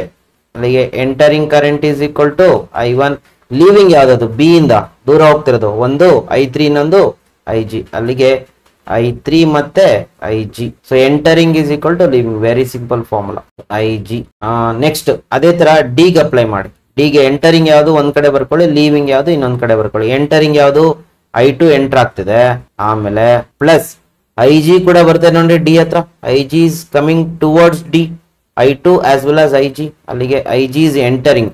ಲೀವಿಂಗ್ ಯಾವುದು, ಲೀವಿಂಗ್ ಒಂದೇ ಕರೆಂಟ್ ಇರೋದು, ವಿಚ್ ಈಸ್ I4. ನಾವು take this as equation 1 and take this as equation 2. Next ಅದೇ ತರ ಏನ್ ಮಾಡಿ, KVL ಅನ್ನ ಅಪ್ಲೈ ಮಾಡಿ. Apply KVL for the loops ಗೆ ಅಪ್ಲೈ ಮಾಡ್ಬೇಕು. ಯಾವತ್ತಿದು ಫಾರ್ ದ ಲೂಪ್ ಹಿಂಗ್ ಅಪ್ಲೈ ಮಾಡೋಣ. ಎ ಇಂದ ಬಿ ಹೋಗಿ, ಬಿ ಇಂದ ಡಿ ಹೋಗಿ, ಡಿ ಇಂದ ವಾಪಸ್ ಎ ಹೋಗಿ, ABDA and one more loop is there, BCDB and BCDB. ಒಟ್ಟಿಗೆ ಬರ್ಕೊಂಡ್ ಬಿಡ್ತೀನಿ ಎರಡು ಲೂಪ್ಸ್ ಅನ್ನ, ಆಮೇಲೆ ಅಪ್ಲೈ ಮಾಡುವ, ಇಲ್ಲಾಂದ್ರೆ ಎಕ್ಸ್ಪ್ಲನೇಷನ್ ಜಾಸ್ತಿ ಆಗ್ಬಿಡುತ್ತೆ. ಓಕೆ, ನಾವು ಸೊ ಇದೇನತ್ತೆ formula, sum of EMF is equal to sum of current into resistance. Algebraic sum ತಗೊಳ್ಬೇಕು. ನೋಡ್ರಿ, ಅಬ್ಸರ್ವ್ ಮಾಡಿ, ಇಲ್ಲಿ ಎ ಇಂದ ಬಿ ಹೋಗಿ, ಬಿ ಇಂದ ಡಿ ಹೋಗಿ, ಡಿ ಇಂದ ವಾಪಸ್ ಎ ಹೋಗಿ, ಇಲ್ಲೆಲ್ಲೂ EMFs ಇಲ್ಲ, ಹಾಗಾದ್ರೆ EMF 0. Next current into resistance, ಇಲ್ಲಿಂದ ವಾಪಸ್ ಹೋಗಿ ಎ ಇಂದ ಬಿ ಹೋಗಿ, ಮತ್ತೆ ಎ ಇಂದ ಬಿ ಹೋದ್ರೆ ಕರೆಂಟ್ ಯಾವುದು I1, ಮತ್ತೆ ರೆಸಿಸ್ಟೆನ್ಸ್ ಯಾವುದು P. ಅಲ್ಲಿಗೆ ಏನಾಗುತ್ತೆ I1 into P. Next positive negative. So ನೀವು ಎ ಬಿ ಕಡೆ ಹೋಗ್ತಿರೋದ್ರಿಂದ ಕರೆಂಟ್ ಅದೇ ಕಡೆ ಹೋಗ್ತಿರೋದ್ರಿಂದ I1 will be positive. Next ಏನ್ ಮಾಡಿ, ಎ ಇಂದ ಬಿ ಹೋದ್ರಿ, ಬಿ ಇಂದ ಡಿ ಹೋಗಿ, ಬಿ ಇಂದ ಡಿ ಹೋಗುವಾಗ ನಿಮ್ಗೆ ಕರೆಂಟ್ IG ಸಿಗುತ್ತೆ, ಗ್ಯಾಲೋನೋಮೀಟರ್ ರೆಸಿಸ್ಟೆನ್ಸ್ G ಸಿಗುತ್ತೆ. ಅಲ್ಲಿಗೆ IG into capital G plus minus it will B plus, because we are moving in the direction of current. Next ವಾಪಸ್ ಎಗೆ ಹೋಗ್ಬೇಕು, ಎಲ್ಲಿಂದ ಡಿ ಇಂದ ಎಗೆ ಹೋಗಿ, ಅವಾಗ ನಿಮ್ಗೆ ಕರೆಂಟ್ ಆಪೋಸಿಟ್ ಸಿಗುತ್ತೆ. ಹಾಗೆ ಏನಾಗುತ್ತೆ, ಮೈನಸ್ ಬರ್ಕೊಳ್ಬೇಕು. ಯಾವ್ದಾದ್ ಕರೆಂಟ್ ಮತ್ತೆ ರೆಸಿಸ್ಟೆನ್ಸ್, I2 ಇಂಟು ಆರ್. ನಾವು ಟೇಕ್ ದಿಸ್ ಆಸ್ ಇಕ್ವೇಶನ್ 3. ಅದೇ ತರ BCDB ಗೆ ಅಪ್ಲೈ ಮಾಡಿ ಸೇಮ್. ಸೊ ಬಿ ಇಂದ ಸಿ ಹೋಗಿ no cell, no EMF, C ಇಂದ ಡಿ ನೋ EMF, ಡಿ ಇಂದ ಬಿ ವಾಪಸ್ ನೋ EMF. ಹಾಗಾಗಿ ಲೆಫ್ಟ್ ಹ್ಯಾಂಡ್ ಸೈಡ್ ಏನಾಗುತ್ತೆ, 0 ಆಗುತ್ತೆ. ರೈಟ್ ಹ್ಯಾಂಡ್ ಸೈಡ್ ನೋಡಿ, ಬಿ ಇಂದ ಮತ್ತೆ ವಾಪಸ್ ಸಿ ಗೆ ಬನ್ನಿ, BCDB ಮತ್ತೆ BCCD ಮತ್ತೆ DB, B to C current into resistance ಏನು I3 into Q. Next D to B I4 into S. But ನಿಮಗೆ ಆಪೋಸಿಟ್ ಸಿಗ್ತದೆ, ಸಿ ಇಂದ ಡಿ ಗೆ ಹೋಗ್ಬೇಕು ನೀವು, ಅಲ್ಲಿ ಆಪೋಸಿಟ್ ಸಿಗುತ್ತೆ ಮೈನಸ್. ನೆಕ್ಸ್ಟ್ ಡಿ ನಲ್ಲಿ ಇದ್ದೀರಾ, ಡಿ ಇಂದ ವಾಪಸ್ ಬಿಗೆ ಹೋಗಿ, ಸೊ ಅಲ್ಲಿಗೆ I G into G. But again you are going to get opposite current, ಅಲ್ಲಿಗೆ ಇದನ್ನೇನಾಗಬೇಕು ಮೈನಸ್ ಹಾಕೊಳ್ಬೇಕು. Take this as equation 4. ಇಷ್ಟು ಬರ್ಕೊಂಡ್ರೆ 90% ಕೆಲಸ ಮುಗ್ದಂಗೆ. ಏನಾದ್ರೂ ಸರ್ಕ್ಯೂಟ್ ಬ್ಯಾಲೆನ್ಸ್ ಆಗಿದ್ರೆ, when the circuit is balanced, when the bridge is balanced, ಏನ್ ಕಂಡೀಷನ್, ಬ್ರಿಡ್ಜ್ ಬ್ಯಾಲೆನ್ಸ್ ಆದಾಗ ಗ್ಯಾಲೋನೋಮೀಟರ್ ಮೂಲಕ ಯಾವುದೇ ಕರೆಂಟು ಹೋಗಲ್ಲ. ಐ ಜಿ ಶುಡ್ ಬಿ 0 ಅಷ್ಟೇ. ಅದೇ ಬ್ಯಾಲೆನ್ಸಿಂಗ್ ಕಂಡೀಷನ್, ಅದನ್ನ ಅಪ್ಲೈ ಮಾಡಿ. I G is equal to 0. ಅವಾಗ ಬ್ಯಾಲೆನ್ಸ್ ಆದಾಗ ಈ 4 ಈಕ್ವೇಶನ್ ಏನಾಗುತ್ತೆ ಚೆಕ್ ಮಾಡಿ. ಕರೆಂಟ್ ಥ್ರೂ ಗ್ಯಾಲೋನೋಮೀಟರ್ 0 ಆಯ್ತಂತಂದ್ರೆ, ಸೊ ಅಲ್ಲಿಗೆ ಈಕ್ವೇಶನ್ 1, 2, 3 and 4 ಬಿಕಮ್ಸ್. ಮತ್ತೊಮ್ಮೆ ಆ ಈಕ್ವೇಶನ್ಸ್ ನ ಬರೀರಿ, ಏನೇನಾಗುತ್ತೆ ಚೆಕ್ ಮಾಡಿರಿ. ಇಲ್ಲಿ ನೋಡ್ರಿ, ಇದೇನಾಗ್ಬಿಡುತ್ತೆ 0 ಆಗುತ್ತೆ. ಅದರ ಅರ್ಥ ಏನು, I1 is equal to I3 ಆಗುತ್ತೆ. ಮತ್ತಿಲ್ಲಿ ಐ ಜಿ 0 ಆಗುತ್ತೆ. ಅಲ್ಲಿಗೆ ಏನಾದ್ರ ಅರ್ಥ, I2 becomes equal to I4. Take this as equation 5 and take this as equation 6. Number of equations ಜಾಸ್ತಿ ಬರ್ಕೊಳ್ರಿ, ಏನ್ ಪ್ರಾಬ್ಲಮ್ ಇಲ್ಲ, ಬರ್ಕೊಂಡ್ರೆ ಒಳ್ಳೇದು. ನೆಕ್ಸ್ಟ್ 2 ಆಯ್ತಾ. ನೆಕ್ಸ್ಟ್ ಅದೇ ಕಂಡೀಷನ್ 2ಕ್ಕೆ ಅಪ್ಲೈ ಮಾಡಿ. 3 and 4 ಗೆ, 1, 2, 3, 4 ಗೆ ಐ ಜಿ 0 ಮಾಡಕ್ಕೆ. ಅಲ್ಲಿಗೆ ಏನಾಗುತ್ತೆ, ಇದು 0 ಆಗುತ್ತೆ, ಇದು 0 ಆಗುತ್ತೆ ನೋಡ್ಕೊಳ್ಳಿ. So this will become 0 and this also, sorry, this will become 0. ಅಲ್ಲಿಗೆ ಉಳಿಯೋದೇನೋ I1P I2R. ಅದನ್ನ ಕಡೆ ಕಳಿಸಿ, ಏನಾಗುತ್ತೆ I1P is equal to I2R ಆಗುತ್ತೆ. ಅದನ್ನ ಆ ಕಡೆ ತಗೊಂಡೋಗ್ಬಿಟ್ಟೆ. I have taken to this side. ಹಂಗೆ ಸೈಮಲ್ಟೇನಿಯಸ್ ಆಗಿ ಈಕ್ವೇಟ್ ಮಾಡಿದೆ, ಸೈಮಲ್ಟೇನಿಯಸ್ 0 ಮಾಡಿದೆ. ಇದನ್ನು 0 ಮಾಡಿ ಮತ್ತೆ ಇದನ್ನ ಆ ಕಡೆ ತಗೊಂಡೋಗಿ, ಏನಾಗುತ್ತೆ I3Q must be equal to I4S. Now take this as equation 7 and this as 8. So IG 0 ಮಾಡ್ಕೊಳ್ಳೋದಷ್ಟೇ, ರೀರೈಟ್ ಮಾಡ್ಕೊಳ್ಳೋದು. ನೆಕ್ಸ್ಟ್ ಫೈನಲ್ ಸ್ಟೆಪ್ 7 ಮತ್ತೆ 8 ಅನ್ನ ಡಿವೈಡ್ ಮಾಡಿ. ಏನಾಗುತ್ತೆ ನೋಡಿ, I1P divided by I3Q is equal to I2R divided by 2 equations ನ divide ಮಾಡಿ, 7 ಮತ್ತೆ 8 ನ ಡಿವೈಡ್ ಮಾಡಿ. ಅದಕ್ಕೆ ಈಕ್ವೇಶನ್ ನಂಬರ್ಸ್ ಕೊಟ್ಕೊಂಡ್ರೆ ನಮ್ಗೆ ಈಸಿ ಆಗುತ್ತೆ. I2R divided by I4S. ಆದರೆ I1 ಮತ್ತೆ I3 ಏನಾಗಿರುತ್ತೆ, ಈಕ್ವಲ್ ಆಗಿರುತ್ತೆ. I1 ಮತ್ತೆ I3 ಈಕ್ವಲ್. ಅದೇ ತರ I2 ಮತ್ತೆ I4 ಏನಾಗಿರುತ್ತೆ, ಬ್ಯಾಲೆನ್ಸ್ ಆದಾಗ ಈಕ್ವಲ್ ಆಗಿರುತ್ತೆ. ಅಲ್ಲಿಗೆ ಫೈನಲಿ ಅವೆರಡು ಕ್ಯಾನ್ಸಲ್ ಆದ್ರೆ ಏನ್ ಉಳಿಯುತ್ತೆ ನಮಗೆ, P by Q is equal to R by S. So this is the balancing condition in terms of resistance. Hope ನಿಮ್ಗೆ ಗೊತ್ತಾಗಿದೆ ಅನ್ಕೊಂಡಿದ್ದೀನಿ. 5 ಮಾರ್ಕ್ಸ್ ಇಷ್ಟು ಡೀಟೇಲ್ ಆಗಿ ಬರೀರಿ, ನಿಮ್ಗೆ ಎಲ್ಲೂ ಮಾರ್ಕ್ಸ್ ಕಟ್ ಮಾಡಲ್ಲ ಡೀಟೇಲ್ ಆಗಿ ಬರೆದ್ರೆ. Okay, the next question is A numerical problem. So in this problem ಏನ್ ಕೊಟ್ಟಿದ್ದಾರೆ, a copper wire has 3 into 10⁻22 free electrons in 0.02 metre length ಅಂತ. ಅಂದ್ರೆ ಎಷ್ಟು ಲೆಂತ್ ಅಲ್ಲಿ ಎಲ್ ಬರ್ಕೊಳ್ವ, 0.021 ಮೀಟರ್ ಅಷ್ಟು ಲೆಂತ್ ಅಲ್ಲಿ number of electrons N 3 into 10⁻22. Definitely this is not number density with respect to length ಕೊಟ್ಟಿದ್ದಾರೆ. ನೆಕ್ಸ್ಟ್ ಏನ್ ಕೊಟ್ಟಿದ್ದಾರೆ ನೋಡಿ, the drift velocity of electron is found to be 2 into 10⁻⁵. VD ಕೊಟ್ಟಿದ್ದಾರೆ. VD is 2 into 10⁻⁵ metre per second. ಆಮೇಲೆ how many electrons would pass through A given cross section of the wire in 1 second. ಅಂದ್ರೆ ಎಷ್ಟು number of electrons ಇಷ್ಟು ಏರಿಯಾದಲ್ಲಿ cross ಮಾಡುತ್ತೆ, N/A ಕಂಡುಹಿಡಿಬೇಕು. Time ಎಷ್ಟು ಕೊಟ್ಟಿದ್ದಾರೆ, ಇನ್ 1 second.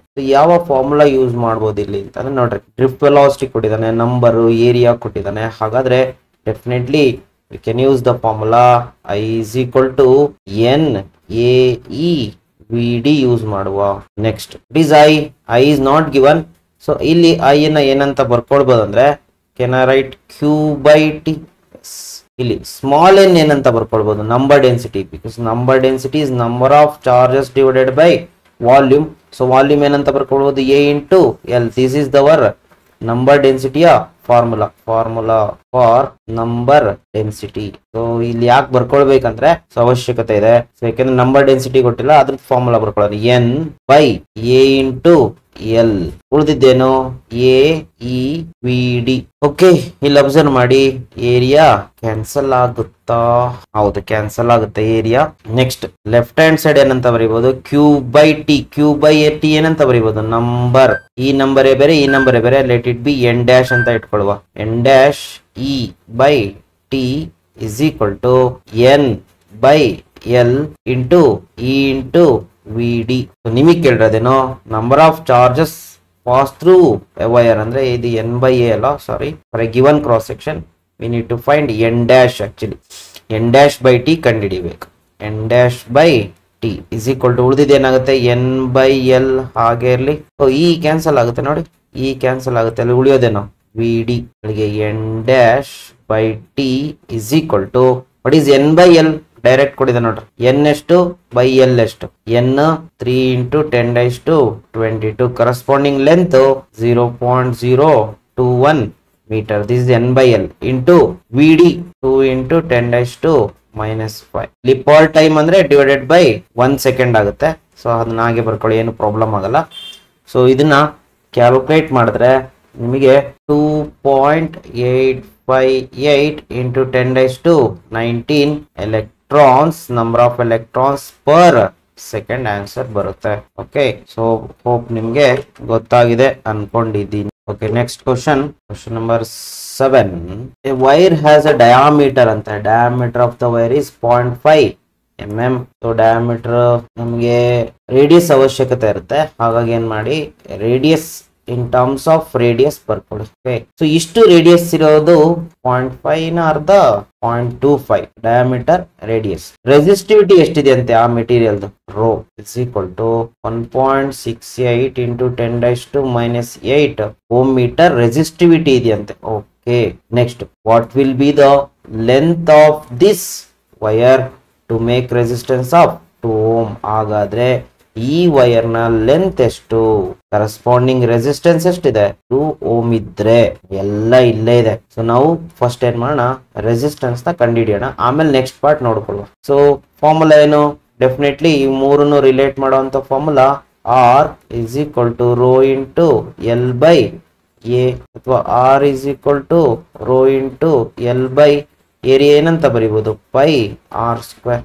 ನಿಮಗೆ ಬೇಕಾದರೇನು? ಲೆಂತ್. ಎಲ್ಲವನ್ನು ಕ್ರಾಸ್ ಮಲ್ಟಿಪ್ಲೈ ಮಾಡಿ. Length is equal to R into pi R square divided by rho. Substitute ಮಾಡಿ. ಆರ್ 2 ohm, ಪೈ 3.14, ರೇಡಿಯಸ್ ಎಷ್ಟಿದೆ? 0.25 ಮಿಲಿ ಇದೆ. ಸೊ -3 ಸ್ಕ್ವೇರ್ ಇದೆ, ಸ್ಕ್ವೇರ್ ಹಾಕಿ ಡಿವೈಡೆಡ್ ಬೈ ರೋ. ರೆಸಿಸ್ಟಿವಿಟಿ ಅವನೇ ಕೊಟ್ಟಿದ್ದಾನೆ. So 1.68 into 10⁻⁻8 ohm metre. So length ಅನ್ನ calculate ಮಾಡಿದ್ರೆ ನಿಮಗೆ you are going to get 23.36 metre ಬರುತ್ತೆ. ಕ್ಯಾಲ್ಕುಲೇಟ್ ಮಾಡಿ ನೋಡಿ. So this is the length of the wire. ಅಷ್ಟೇ ಇದೆ, 23.8 ಕೊಟ್ಟಿದ್ದಾರೆ. ನಮಗೆ ನಿಯರ್ಲಿ 23.36 ಬರುತ್ತೆ. ಪೈ ವ್ಯಾಲ್ಯೂನ 3.14 ಹಾಕೊಂಡ್ರೆ. ನೆಕ್ಸ್ಟ್ ಕ್ವಶನ್ ಕಂಡುಹಿಡಿಯಿರಿ, ಇದು ಬಹಳ ಈಸಿ ಇದೆ. Next, how much does the resistance change the diameter is doubled? ಏನಾದ್ರೂ ನೀನು ಅದರ ಡಯಾಮೀಟರ್ ನ ಡಬಲ್ ಮಾಡಿದ್ರೆ ರೆಸಿಸ್ಟೆನ್ಸ್ ಎಷ್ಟು ಚೇಂಜ್ ಆಗುತ್ತೆ ಅಂತ ಕೇಳಿದ್ದಾರೆ. ಸೊ ಇದನ್ನ R1 ಅಂತ ಇಟ್ಕೊಳ್ಳಿ, ರೇಡಿಯಸ್. ಈಗ ರೇಡಿಯಸ್ ಎಷ್ಟು ತಗೊಳ್ತೀಯಾ? R2. R2 is 2 times R1 ಮಾಡಿದ್ರೆ ಕರೆಸ್ಪಾಂಡಿಂಗ್ ರೆಸಿಸ್ಟೆನ್ಸ್ ಇದನ್ನ R1 ಅಂತ ಇಟ್ಕೊಳ್ಳಿ. R1 ರೆಸಿಸ್ಟೆನ್ಸ್ ಏನಾಗುತ್ತೆ? R2 ಆಗುತ್ತೆ. ಅದೇ ಎಷ್ಟಾಗುತ್ತೆ ಅಂತ ಕೇಳಿದ್ದಾರೆ. ಸೊ ರೇಡಿಯಸ್ R1 ಎಷ್ಟಿದೆ? 0.25 mm ಇದೆ. ಸೊ ಅದನ್ನ ಹಾಕೊಳ್ಳಿ, 0.25 ಮಿಲಿಮೀಟರ್. ಅಲ್ಲಿಗೆ ರೇಡಿಯಸ್ ಬಿಕಮ್ಸ್ 0.5 ಮಿಲಿಮೀಟರ್ ಆಗುತ್ತೆ. ಡಯಾಮೀಟರ್ ಡಬಲ್ ಮಾಡಿದಾರೆ ಅಂದ್ರೆ ಅದರ ರೇಡಿಯಸ್ ಕೂಡ ಏನಾಗುತ್ತೆ? ಡಬಲ್ ಆಗುತ್ತೆ. ಕರೆಸ್ಪಾಂಡಿಂಗ್ ರೆಸಿಸ್ಟೆನ್ಸ್ ಕಂಡುಹಿಡಿಯುವ. So let me write the formula. R is equal to again the same formula use ಮಾಡೋಣ. Rho into L by A, ಅಥವಾ R is equal to rho into L by A is pi R square. ಇಲ್ಲಿ ಯಾವ್ದೇ change ಆಗಿದೆ ಅದನ್ನ ಮಾತಾಡ್ಕೊಳ್ಳೋಣ. Resistance change ಆಗಿದೆ, resistivity ಅಷ್ಟಿದೆ. Length of the conductor has not changed anything. Radius ಏನಾಗಿದೆ? Change ಆಗಿದೆ, R2 ಸ್ಕ್ವೇರ್. ಅಲ್ಲಿಗೆ ಏನಾಗುತ್ತೆ? R2 resistance R2. ರೋ ಅಷ್ಟನ್ನೇ ಬರ್ಕೊಳ್ಳಿ, because the same material. 1.68 into 10⁻⁻8 into length of the conductor ಇಲ್ಲೇ ಇದೆ ನೋಡಿ, 23.36 ಡಿವೈಡೆಡ್ ಬೈ ಹಾಗೆ ಬರ್ಕೊಳ್ಳಿ 3.14. ರೇಡಿಯಸ್ ಏನಂತ ಬರ್ಕೊಳ್ಬೇಕು 0.5 ಇಂಟು 10⁻⁻³ ಸ್ಕ್ವೇರ್ ಇದೆ, ಸ್ಕ್ವೇರ್ ಹಾಕೊಳ್ಳಿ.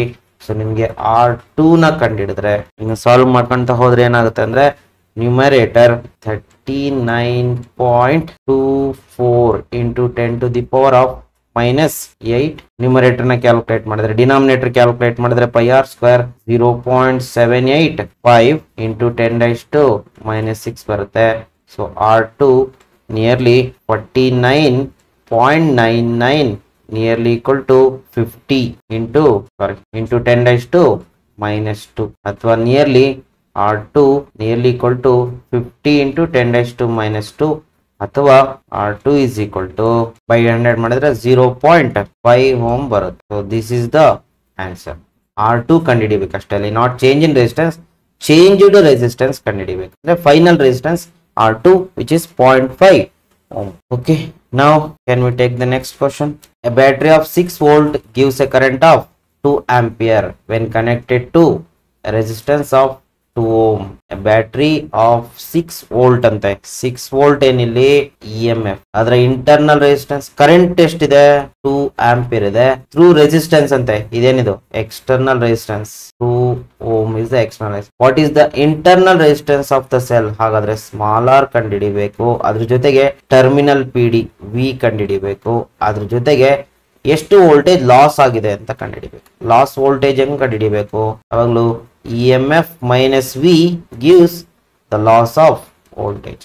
ಅಂದ್ರೆ 6 ವೋಲ್ಟ್ ಇರ್ತಿತ್ತು, ನೀವು ಕನೆಕ್ಟ್ ಮಾಡಿದಾಗ ಏನಾಗುತ್ತೆ V ಆಗಿ ಚೇಂಜ್ ಆಗುತ್ತೆ. ಹಾಗಾದ್ರೆ ಲಾಸ್ ಆಫ್ ವೋಲ್ಟೇಜ್ ಎಷ್ಟಂತ. Very simple question. So direct question ನಾವೇನ್ ಮಾಡೋಣ, ಎಲ್ಲ ಕೊಟ್ಟಿದ್ದಾರೆ.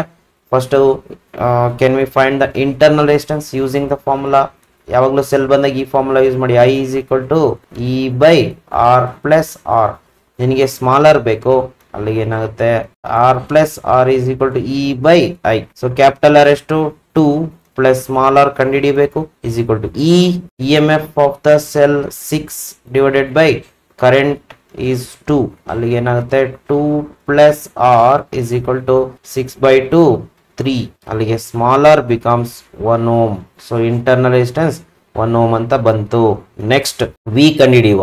V ಯಾವ ಫಾರ್ಮುಲಾ ಯೂಸ್ ಮಾಡೋಣ, V is equal to E minus IR use ಮಾಡೋಣ, ಅಥವಾ ನೀವು ಯಾವ್ದು ಯೂಸ್ ಮಾಡಬಹುದು V is equal to IR ಬೇಕಾದ್ರೆ ಯೂಸ್ ಮಾಡಬಹುದು. ಇವೆರಡು ಸೇಮ್ ಆನ್ಸರ್ ಬರುತ್ತೆ, ಬೇಕಾದ್ರೆ ಚೆಕ್ ಮಾಡ್ಕೊಳ್ಳಿ. V is equal to E ಎಷ್ಟು 6 ಮೈನಸ್ ಕರೆಂಟ್ ಎಷ್ಟು 2 ಇಂಟು ಸ್ಮಾಲ್ r 1. ಅಲ್ಲಿಗೆ V is equal to 6 minus 2 4 volt ಬರುತ್ತೆ. ಅದೇ ತರ ಈ ಫಾರ್ಮುಲಾದಲ್ಲಿ ಹಾಕಿದ್ರೆ ಸೇಮ್ ಬರಲೇಬೇಕು. What is the current 2, what is the external resistor 2. ಅಲ್ಲಿಗೆ V is equal to 4 volt same ಬರುತ್ತೆ, ಸೇಮ್ ಬರಲೇಬೇಕು, ಇಲ್ಲಾಂದ್ರೆ ತಪ್ಪು ಮಾಡ್ತೀರಂತ ಅರ್ಥ. ಈಗ ಇದಾಯ್ತು ಲಾಸ್ ಆಫ್ ವೋಲ್ಟೇಜ್ ಕಂಡಿಡಿಯೋಣ. ನೋಡ್ರಿ ನಾವು ಕೊಟ್ಟಿರೋ ವೋಲ್ಟೇಜ್ ಎಷ್ಟು 6. ಸೊ ಇವಾಗ ಎಷ್ಟು ತೋರಿಸ್ತಿದೆ 4 ವೋಲ್ಟ್ ತೋರಿಸುತ್ತೆ ಇವಾಗ ಕನೆಕ್ಟ್ ಮಾಡಿದ್ಮೇಲೆ. ಹಾಗಾದ್ರೆ ಎಷ್ಟು ಲಾಸ್ ಆಗಿದೆ, loss voltage is E minus V. ಕೊಟ್ಟಿರೋದು 6, ತೋರಿಸ್ತಾ ಇರೋದು 4, ಹಾಗಾದ್ರೆ ಲಾಸ್ ಆಗಿರೋದು 2 ವೋಲ್ಟ್. ಅದೇ ಆಪ್ಷನ್ ಇದೆ ನೋಡ್ರಿ. This is the answer and it's a very easy question. Next question, 2 cells of EMF 2 volt and 2 cell ಇದೆ. 2 ಸೆಲ್ಲಿನ EMF ಒಂದು E1 ಅಂತ ತಗೊಳ್ಳೋಣ 3 ವೋಲ್ಟ್, ಇನ್ನೊಂದು EMF ತಗೊಳ್ಳೋಣ 4 ವೋಲ್ಟ್. ನೆಕ್ಸ್ಟ್ ಇಂಟರ್ನಲ್ ರೆಸಿಸ್ಟೆನ್ಸ್ ಎಷ್ಟೆಷ್ಟಿದೆ ಅದ್ರದ್ದು ಕರೆಸ್ಪಾಂಡಿಂಗ್ 1 ಮತ್ತೆ 2. R1 1 ohm, R2 2 ohm ಇದೆ. Next they are connected in parallel so as to send the current in the same direction through the external resistor 10 ohm. External resistor 10 ohm ಗೆ connect ಮಾಡಬೇಕು. ಹೇಗೆ connect ಮಾಡ್ಬೇಕಂದ್ರೆ ಇವೆರಡನ್ನು parallel ಆಗಿ connect ಮಾಡಬೇಕು, ಜೊತೆಗೆ ಅವೆರಡು ಸೇರ್ಕೊಂಡು ಒಂದೇ ಡೈರೆಕ್ಷನ್ ಕರೆಂಟ್ ನ ಪಾಸ್ ಮಾಡಬೇಕು. ಹೇಗೆ ನೋಡ್ರಿ, ಹೀಗಿದ್ರೆ ಇದರ ಪ್ಲಸ್ ಮೈನಸ್, ಇನ್ನೊಂದು ಸೆಲ್ಲಿನ ಪ್ಲಸ್ ಮೈನಸ್ ಕೂಡ ಹಾಗೇ ಇರಬೇಕು. ಎರಡು ಸೇಮ್ ಡೈರೆಕ್ಷನ್ ಅಲ್ಲಿ ಕರೆಂಟ್ ನ ಪಾಸ್ ಮಾಡಬೇಕು. ಈ ತರ ಅದ್ಯಾವ್ದ್ರ ಮೂಲಕ ಹೋಗುತ್ತೆ, passes through the external resistor. External resistor ಎಷ್ಟಿದೆ 10 ohm ಇದೆ. ಸೊ ಎರಡು ಸೇರ್ಕೊಂಡು ಕರೆಂಟ್ ಇಲ್ಲಿ ಹೋಗುತ್ತೆ. ಮತ್ತೆ ಇಲ್ಲೇನಾಗುತ್ತೆ, ಹಿಂಗ ಹೋಗಿದ್ ಮತ್ತೆ ಕರೆಂಟ್ ಡಿವೈಡ್ ಆಗುತ್ತೆ. ಇದು E1 ಇದು E2 ಅಂತ ಇಟ್ಕೊಳ್ಳೋಣ. ನಾವೇನ್ ಕಂಡುಹಿಡಿಬೇಕು, find the potential difference across 10 ohm. So what is the potential difference across 10 ohm? ಇಲ್ಲಿಂದ ಇಲ್ಲಿ ಇರ್ತಕ್ಕಂಥ ಪೊಟೆನ್ಷಿಯಲ್ ಡಿಫರೆನ್ಸ್ ಏನಂತ ಬರ್ಕೊಳ್ಬಹುದು, V ಎಷ್ಟಿರುತ್ತೆ, V is equal to what, ಅದ್ರ ಮೂಲಕ ಹೋಗೋ ಕರೆಂಟ್ ಐ ಇಂಟು ಅಲ್ಲಿರೋ resistance R. So V is equal to I R. V ಕಂಡುಹಿಡಿಬೇಕು. ನಿನಗೆ ಎಕ್ಸ್ಟರ್ನಲ್ ರೆಸಿಸ್ಟೆನ್ಸ್ ಗೊತ್ತು, ಇಲ್ಲಿ ಹೋಗೋ ಕರೆಂಟ್ ಅನ್ನ ಕಂಡುಹಿಡಿಬೇಕು ಅಷ್ಟೇ ನಿನ್ಗೆ ಬೇಕಾಗುತ್ತೆ. That is the main current. ಎಷ್ಟಿರುತ್ತೆ ಮೈನ್ ಕರೆಂಟ್ ಅಂತ ಕಂಡುಹಿಡಿಯುವ. ಈಗ ಏನ್ ಮಾಡಿ ಇದನ್ನ ಸಿಂಪಲ್ ಆಗಿ ತಗೋಣ. ಇದಕ್ಕೆ ಈಕ್ವಲೆಂಟ್ ಸರ್ಕ್ಯೂಟ್ ಬರ್ಕೊಳ್ಬಹುದು. ಎರಡು ಪ್ಯಾರಲಲ್ ಇದ್ರೆ ಇದು ಈಕ್ವಲೆಂಟ್ ಸರ್ಕ್ಯೂಟ್ ಇವಾಗ ತಾನೇ ಡಿಸ್ಕಸ್ ಮಾಡಿದ್ವಿ. Let me remove this one. Equivalent circuit ಬರ್ಕೊಂಡ್ರೆ ನಮ್ಗೆ ಈಸಿಯಾಗಿ ಪ್ರಾಬ್ಲಮ್ ಸಾಲ್ವ್ ಆಗುತ್ತೆ. ಫಸ್ಟ್ ಸರ್ಕ್ಯೂಟ್ ಹೇಗಿರುತ್ತೆ ನೋಡುವ. ಏನಿಲ್ಲ, ಈ ಎರಡು ಸೆಲ್ ಅನ್ನ ತೆಗೆದು ಒಂದ್ ಸೆಲ್ ಅನ್ನ ಹಾಕೊಳ್ಳಿ. ಇದು E equivalent R equivalent current I. ಒಂದೇ ಕರೆಂಟ್, ಒಂದೇ ಇಂಟರ್ನಲ್ ರೆಸಿಸ್ಟೆನ್ಸ್, ಒಂದೇ E M F. External resistance ಹಾಗೆ ಇರುತ್ತೆ, ಒಂದೇ ಆರ್. ಇವಾಗ ನಮ್ಗೆ ಈಸಿಯಾಗಿ ಏನನ್ನ ವಿ ಕಂಡುಹಿಡಿಬಹುದು. V is equal to I R formula ಹಾಕಿ. ಅದಕ್ಕೆ ಏನ್ ಮಾಡಿ, ಈಕ್ವಲೆಂಟ್ ಫಾರ್ಮುಲಾ ನಿಮಗೆ ಗೊತ್ತು. ಫಸ್ಟ್ ಆರ್ ಈಕ್ವಲೆಂಟ್ ಕಂಡುಹಿಡ್ಕೊಂಡ್ಬೇಡ. What is 1/r equivalent is equal to ಏನು, 1/r1 ಪ್ಲಸ್ 1/r2 ಎರಡೇ ಇರೋದ್ರಿಂದ ನಾವು ಈಸಿಯಾಗಿ ಆರ್ ಈಕ್ವಲೆಂಟ್ ಅನ್ನ ಕಂಡುಹಿಡಿಬಹುದು. ಹೇಗೆ, ಎಲ್ಸಿಎಂ ತಗೊಂಡು r1 r2 by r1 plus r2.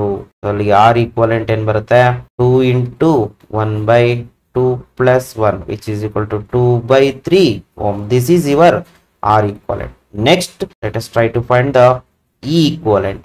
E equivalent ಒಂದೇ ಇರಲ್ಲ, ಅದ್ರ ಜೊತೆಗೆ ಏನಾಗಿರುತ್ತೆ, ಪ್ಯಾರಲಲ್ ಇದ್ದಾಗ ಆರ್ ಈಕ್ವಲೆಂಟ್ ಅಂಟ್ಕೊಂಡೇ ಇರುತ್ತೆ.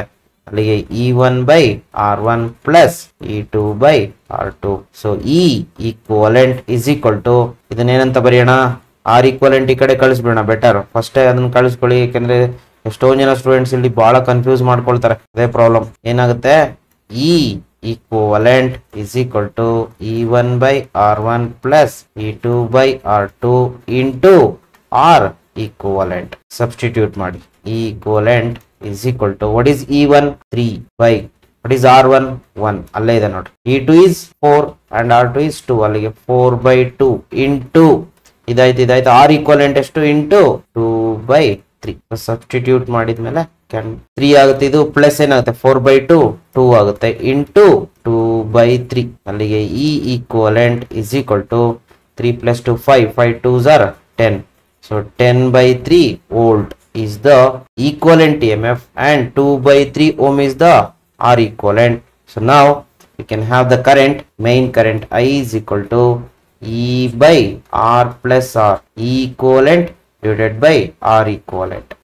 I is equal to E equivalent is to 10/3 divided by R 10 external R equivalent ಎಷ್ಟಿದೆ 2/3 ಇದೆ. So I is equal to 10/3 numerator ಹಾಗೆ ಇರಲಿ, ಡಿವೈಡೆಡ್ ಬೈ ಇದೆಷ್ಟಾಗುತ್ತೆ 32/3 ಆಗುತ್ತೆ. ಸೊ ಕ್ಯಾನ್ಸಲ್ ಆದ್ರೆ you are going to get 10/32. ಕರೆಕ್ಟಾ? So 10/32 ampere ಅಷ್ಟು current flow ಆಗ್ತಾ ಇರುತ್ತೆ. ನಾವು we can find the potential difference. ಏನು potential difference? V is equal to IR. So V is equal to, what is I there? 10/32 into R 10 ohm. ಹೀಗೆ V is equal to 100/32. So 100/32 you are going to get nearly 100/32, 3.125 volt ಬರುತ್ತೆ. So this is the answer. ಬೇಗ ನೋಡಿ.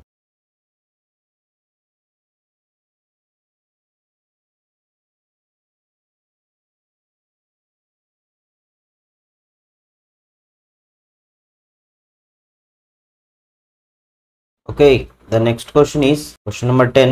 Numerical type ಇದೆ.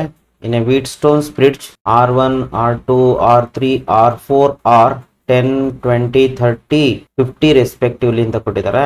ಇಲ್ಲಿ ನಾವು NCERT book ಅಲ್ಲಿರೋ Wheatstone's bridge ನ R1, R2, R3 ಮತ್ತೆ R4 ನ ರೆಫರೆನ್ಸ್ ತಗೊಂಡು ಬರೀಬೇಕಾಗುತ್ತೆ. ರ್ಯಾಂಡಮ್ ಆಗಿ ಎಲ್ಲೂ ತಗೊಳ್ಳೋಂಗಿಲ್ಲ. ಸೊ ಎಷ್ಟೆಷ್ಟು ಓಮ್ ಇದೆ?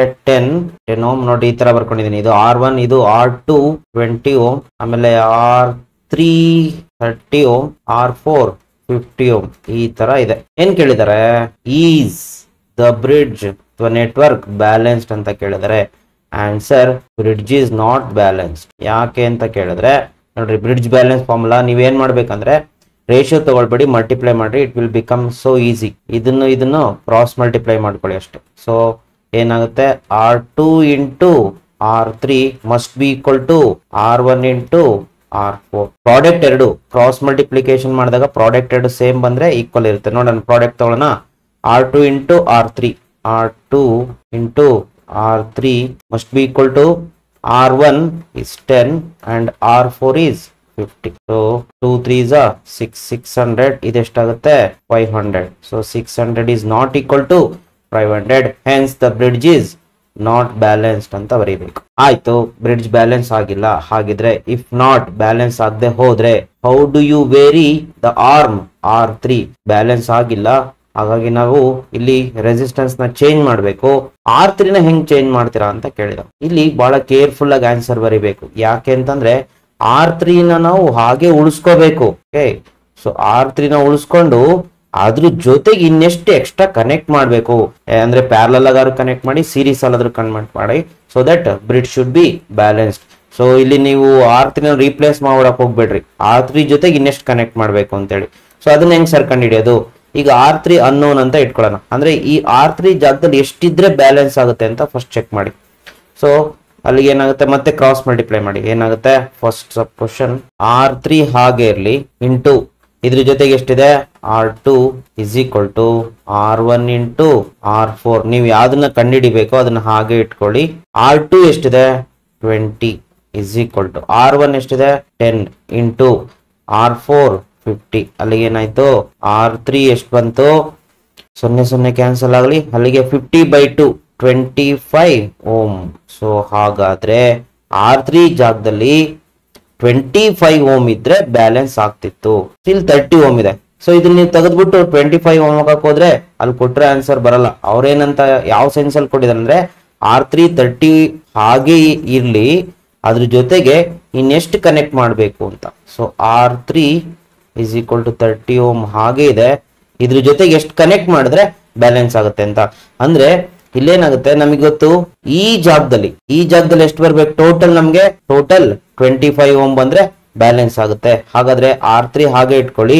ಈ 30 ಇರೋದನ್ನ ಏನ್ ಮಾಡ್ಬೇಕು, ರೆಡ್ಯೂಸ್ ಟು 25. ಹೆಂಗ್ ಮಾಡ್ತೀರಾ, ಇನ್ನೊಂದು ರೆಸಿಸ್ಟರ್ ನ ಪ್ಯಾರಲಲ್ ಕನೆಕ್ಟ್ ಮಾಡಿ. Some X resistor should be connected in parallel, so that ಇವೆರಡು ಸೇರ್ಕೊಂಡು ಎಷ್ಟು ಬರಬೇಕು 25 ಬರಬೇಕು. ಹಾಗಾದ್ರೆ ಏನ್ ಮಾಡೋಣ, RP ಅಂತ ಕರೆಯೋಣ. RP is equal to R3 into X divided by R3 plus X. So ಇವೆರಡು ಸೇರ್ಕೊಂಡು ನಮ್ಮ ಪ್ರಕಾರ ಎಷ್ಟು ಬರಬೇಕು, ಬ್ಯಾಲೆನ್ಸ್ ಆಗ್ಬೇಕಂದ್ರೆ 25 ಬರಬೇಕು. ಇಸ್ ಈಕ್ವಲ್ ಟು R3 ಹಾಗೆ ಉಳಿಸ್ಕೊಂಡಿನಿ 30 ಇಂಟು X ಅನ್ನೋದನ್ನ ಪ್ಯಾರಲಲ್ ಕನೆಕ್ಟ್ ಮಾಡಬೇಕು. R3 plus X cross multiply ಮಾಡಿ. ಅಲ್ಲಿ ಏನಾಗುತ್ತೆ 25 into 30 plus X should be equal to 30x. So ಅಲ್ಲಿಗೆ 25 3s are 75. ಅಲ್ಲಿಗೆ 750 plus 25x is equal to 30x. ಅಲ್ಲಿಗೆ 750 is equal to 25 minus 30x ಏನಾಗುತ್ತೆ 5x ಆಗುತ್ತೆ. ಅಲ್ಲಿಗೆ x becomes equal to 750 by 5 is equal to 150 ohm. So this is the answer. ಹಾಗಾದ್ರೆ x ಜಾಗದಲ್ಲಿ ನೀನೇನಾದ್ರೂ 150 ನ ಕನೆಕ್ಟ್ ಮಾಡಿದ್ರೆ ಇವೆರಡು ಸೇರ್ಕೊಂಡು ಎಷ್ಟಾಗುತ್ತೆ, together it will be 25 ohm. ಅವಾಗ ಏನಾಗುತ್ತೆ, ಬ್ರಿಡ್ಜು ಬ್ಯಾಲೆನ್ಸ್ ಆಗುತ್ತೆ. In that sense, so answer should be 150 ohm to be connected in parallel with 30 ohm which is R3. So that ಎರಡರ ಎಫೆಕ್ಟಿವ್ ಎಷ್ಟು ಬರುತ್ತೆ, so effective resistance comes out to be 25 ohm. So that the bridge can be balance. ಈ sense ಅಲ್ಲಿ ನಾವು answer ನ ಬರೀಬೇಕಾಗುತ್ತೆ. Next ಅದೇ ತರನೇ R4 ಹೆಂಗ್ ಚೇಂಜ್ ಮಾಡ್ತೀರಾ ಅಂತ. R4 ಇಲ್ಲಿದೆ, ಅಲ್ಲಿ 50 ಇದೆ, 50 ನ ತೆಗಿಬಾರ್ದು, 50 ಹಾಗೆ ಇರಬೇಕು. ಅದ್ರ ಜೊತೆಗೆ ಇನ್ನೆಷ್ಟು ಕನೆಕ್ಟ್ ಮಾಡಿದ್ರೆ ಬ್ರಿಡ್ಜ್ ಬ್ಯಾಲೆನ್ಸ್ ಆಗುತ್ತೆ ಅಂತ. ಸೊ ಫಸ್ಟ್ ಏನ್ ಮಾಡ್ಬೇಕು, ನಾವು ಟೋಟಲ್ ಎಷ್ಟಿರುತ್ತೆ ಅಂತ ತಗೊಳ್ಬೇಕು. ಸೊ ಅದಕ್ಕೆ ನಾವು ಸ್ವಲ್ಪ ಡಯಾಗ್ರಾಮ್ ಮತ್ತೊಂದ್ಸತಿ ಬರ್ಕೊಳ್ಳುವ. ಓಕೆ, ಮತ್ತೆ ನಾನು ಇಲ್ಲಿ ಅದೇ ಡಯಾಗ್ರಾಮ್ ಬರ್ಕೊಂಡಿದ್ದೀನಿ. ಈಗ R4 ನ ಚೇಂಜ್ ಮಾಡ್ಬೇಕು. ಈಗ ಏನ್ ಮಾಡಿ, R4 ಅನ್ನೋನ್ ಇನ್ಕೊಳ್ಳಿ. ಅಂದ್ರೆ ಇಲ್ಲಿ ಈ ಜಾಗದಲ್ಲಿ ಎಷ್ಟು ಬರಬೇಕು ಅನ್ನೋನ್ ಅಂತ ಇಟ್ಕೊಳ್ಳಿ. ಈ ಜಾಗದಲ್ಲಿ ಎಷ್ಟು ಬಂದ್ರೆ ಬ್ಯಾಲೆನ್ಸ್ ಆಗುತ್ತೆ. Again we have to take the same thing, cross multiply ಮಾಡಿ. R2 into R3 must be equal to R1 into R4. R4 unknown ಅಂತ ಇಟ್ಕೊಳ್ಳಿ. ಸೊ ಅಲ್ಲಿಗೆ R4 ಏನಾಗುತ್ತೆ, ಓಕೆ, ಡೈರೆಕ್ಟ್ ಸಬ್ಸ್ಟಿಟ್ಯೂಟ್ ಮಾಡಬೇಡ. R2 20 into R3 30 is equal to R1 10.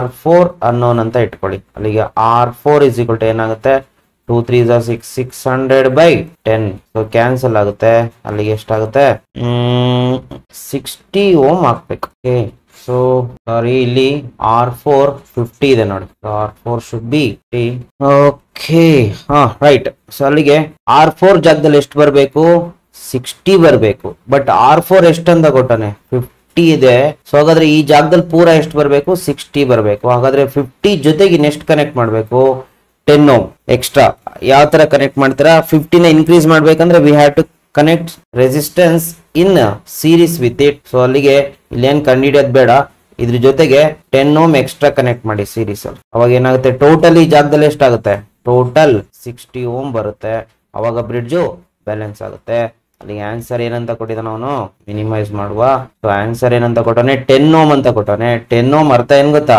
10 ohm is connected in series with R4 which is equal to 50 ohm so that total ಎಷ್ಟಾಗುತ್ತೆ total effective 60 ohm so that we can balance the bridge ಅದ್ರ ಜೊತೆಗೆ extra 10 ohm connect ಮಾಡಿದಾಗ total it will become 60 so that's why answer is given as 10 ohm so this is how we can solve this problem okay next question I think yes ಏನಿದೆ calculate the power dissipated in 10 ohm resistor in the given circuit ಅಂತೆ so ಇಲ್ಲೇನಿದೆ 10 ohm resistor ಇದೆ ಇದ್ರ across power ಎಷ್ಟು dissipate ಆಗುತ್ತೆ ಅಂತ so power ಹೆಂಗ್ ಕಂಡು ಹಿಡಿಯೋದು ನಮ್ಮ ಹತ್ರ ಮೂರು ಫಾರ್ಮುಲಾ ಇದೆ ಒಂದು power is equal to voltage into current ಅಥವಾ power is equal to V square by R ಅಥವಾ ಐ ಸ್ಕ್ವೇರ್ ಇಂಟು ಆರ್ ಇದ್ರ ಮೂಲಕ ಹೋಗೋ ಕರೆಂಟ್ ಆರು ಕಂಡುಹಿಡ್ಕೊಳ್ಳಿ ಅಥವಾ ಅಕ್ರಾಸ್ ದಿಸ್ ಎಷ್ಟು ಪೊಟೆನ್ಶಿಯಲ್ ಡ್ರಾಪ್ ಇರುತ್ತೆ ಅಂತನಾರು ಕಂಡುಹಿಡ್ಕೊಳ್ಳಿ ಅಥವಾ ವೋಲ್ಟೇಜ್ ಇಂಟು ಕರೆಂಟ್ ಯಾವ್ದಾದ್ರು ಮಾಡಿ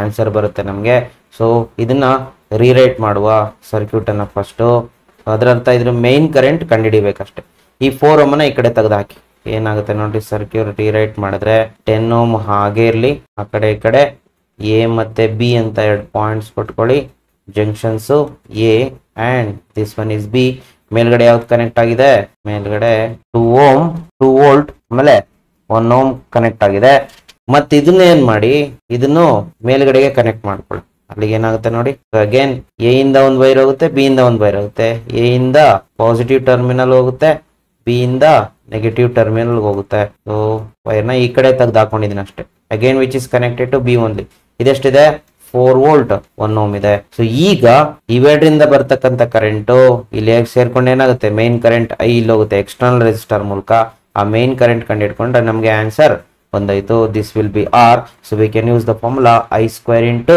ಆರ್ ಓಕೆ ನಾವು ಇವೆರಡು ಪ್ಯಾರಲಲ್ ಇರೋದ್ರಿಂದ ಎಫೆಕ್ಟಿವ್ ರೆಸಿಸ್ಟೆನ್ಸ್ ಕಂಡು ಹಿಡ್ಕೊಳ್ಳಿ ಪ್ರೀವಿಯಸ್ ಪ್ರಾಬ್ಲಮ್ ತರ ಏನಾಗುತ್ತೆ ಸೊ ಆರ್ ಈಕ್ವಲೆಂಟ್ ಫಸ್ಟ್ ಕಂಡು ಹಿಡ್ಕೊಳ್ಳಿ R equivalent is R1 R2 by R1 plus R2 ಇಲ್ಲಿ R1 R2 ಅದು ಮೆನ್ಷನ್ ಮಾಡ್ಬಿಡ್ತೀನಿ ನೋಡ್ರಿ ಇದು E1 ಇದು R1 ಅದೇ ರೀತಿ ಇದು E2 ಇದು R2 ಆಗಿರ್ಲಿ ಅಲ್ಲಿಗೆ R1 R2 ಏನಾಗುತ್ತೆ 2 ಓಮ್ ಮತ್ತೆ 1 ohm they are the internal resistance ಅಲ್ಲಿ ಏನಾಗುತ್ತೆ 2 into 1 by 2 plus 1 which is equal to 2 by 3 ohm ಆಯ್ತು ನೆಕ್ಸ್ಟ್ ಈಕ್ವಲೆಂಟ್ EMF ಕಂಡು ಹಿಡ್ಕೊಳ್ಳಿ ಇದನ್ನ ಡೈರೆಕ್ಟ್ ಆಗಿ ಬರ್ಕೊಳ್ತೀನಿ E1 by R1 plus E2 by R2 ಇಲ್ಲಿ ಡಿನಾಮಿನೇಟರ್ ಆರ್ ಈಕ್ವಲೆಂಟ್ ಇರುತ್ತಲ್ಲ ಅದನ್ನ ಈ ಕಡೆ ತಗೊಂಡ್ಬಿಡಿ ಅಲ್ಲಿ ಏನಾಗುತ್ತೆ E1 ಯಾವ್ದಾರು ತಗೊಳ್ಳಿ 2 ವೋಲ್ಟ್ ಕರೆಸ್ಪಾಂಡಿಂಗ್ ರೆಸಿಸ್ಟೆನ್ಸ್ 1 ಓಮ್ ಅದಕ್ಕೆ 2 volt by 1 ohm plus E2 ಎಷ್ಟಿದೆ 4 volt divided by 2 ohm 4 volt divided by 2 ohm into equivalent resistance 2 by 3 mostly ಹಿಂದಿನ ಪ್ರಾಬ್ಲಮ್ ತರನೇ ಇದೆ 2 plus 2 ಆಗುತ್ತೆ into 2 by 3 which is equal to 2 2 4 4 2 8 by 3 volt ಆಗುತ್ತೆ EMF ಈಗ ನಾವೇನ್ ಮಾಡೋಣ ವಿ ನಾರು ಕಂಡಿಡ್ಕೊಳ್ಳಿ ಐ ನಾರು ಕಂಡಿಡ್ಕೊಳ್ಳಿ ಯಾವ್ದಾದ್ರು ಕಂಡಿಡ್ಕೊಳ್ಳಿ ಪ್ರಾಬ್ಲಮ್ ಇಲ್ಲ can I find out E by R plus r ಅಲ್ಲಿಗೆ ಏನಾಗುತ್ತೆ I current through the main current ಏನಾಗುತ್ತೆ ಇ ಎಷ್ಟು 8/3 whole divided by capital R ಎಷ್ಟು ಎಕ್ಸ್ಟರ್ನಲ್ ರೆಸಿಸ್ಟೆನ್ಸ್ 10 ಓಮ್ ಇದೆ so 10 ohm plus small r ಇಲ್ಲಿದೆ ನೋಡಿ 2/3 ಇನ್ನು ಸಾಲ್ವ್ ಮಾಡ್ಕೊಳ್ಳಿ so we can have main current 8/3 whole divided by 10 plus 32/3 ಆಗುತ್ತೆ so 3 cancel ಆದ್ರೆ ನಿಮ್ಗೆ ಉಳ್ಕೊಳ್ಳೋದು I comes out to be 8/32 ampere. So this is the current. Next ಏನ್ ಮಾಡುವ, ಪವರ್ ಡಿಸಿಪೇಷನ್ ಕಂಡುಹಿಡಿಕ. ಪವರ್ ಡಿಸಿಪೇಷನ್ ಏನ್ ಮಾಡೋಣ, I square into R, sorry I square into R, I square into R, I square into R. What is I? 8/32 whole square into resistance is how much? 10. So ನಿಮಗೆ it comes out to be 0.625 watt ಬರುತ್ತೆ. Check ಮಾಡ್ಕೊಳ್ಳಿ ಒಂದ್ ಸರ್ತಿ. Actually ನಿಮ್ಗೆ ಇಲ್ಲಿ 8/32 comes out to be 0.25 ampere ಬರುತ್ತೆ. ಆ 0.25 ampere square ಮಾಡಿ ಇಂಟು 10 ಮಾಡಿದ್ರೆ 0.625 ವ್ಯಾಟ್ ಬರುತ್ತೆ. So this is the answer. So ನೀವು ಇನ್ನೊಂದು ರೀತಿ ಕಂಡುಹಿಡಿಬಹುದು, ವಿ ಸ್ಕ್ವೇರ್ ಬೈ ಆರ್ ಹಾಕೊಂಡು ಮಾಡಬಹುದು, ಅಥವಾ ವಿ ಇಂಟು ಐ ಬೇಕಾದ್ರೂ ಹಾಕೊಳ್ಬಹುದು. So you definitely you are going to get the same answer. Next, I think this is the last question in this chapter. In a given circuit calculate the current through the galvanometer ಅಂತ ಕೇಳಿದ್ದಾರೆ. So current through the galvanometer ಕಂಡುಹಿಡಿಬೇಕು. ಇದು I G ಅಂತ ಇಟ್ಕೊಂಡಿದ್ದಾನ, let it be I G. ಇಲ್ಲಿ ಇದನ್ನ I1 ಇಟ್ಕೊಳ್ಳಿ, ಇದನ್ನ I2 ಇಟ್ಕೊಳ್ಳಿ, ಈ ತರ ಹೋಗ್ತದೆ. ಇಲ್ಲಿ ಐ ಜಿ ಹೋಯ್ತಂದ್ರೆ ಇಲ್ಲಿ ಉಳಿದಿರೋ ಕರೆಂಟ್ ಎಷ್ಟು, I1 ಅಲ್ಲಿ ಮೈನಸ್ ಐ ಜಿ, ಇಲ್ಲಿ ಐ ಜಿ ಬರುತ್ತೆ, ಇಲ್ಲಿ I2 ಸೇರ್ಕೊಳ್ಳುತ್ತೆ, ಅಲ್ಲಿ ಎಷ್ಟು ಕರೆಂಟ್ ಹೋಗುತ್ತೆ, I2 plus I G is the current in this channel.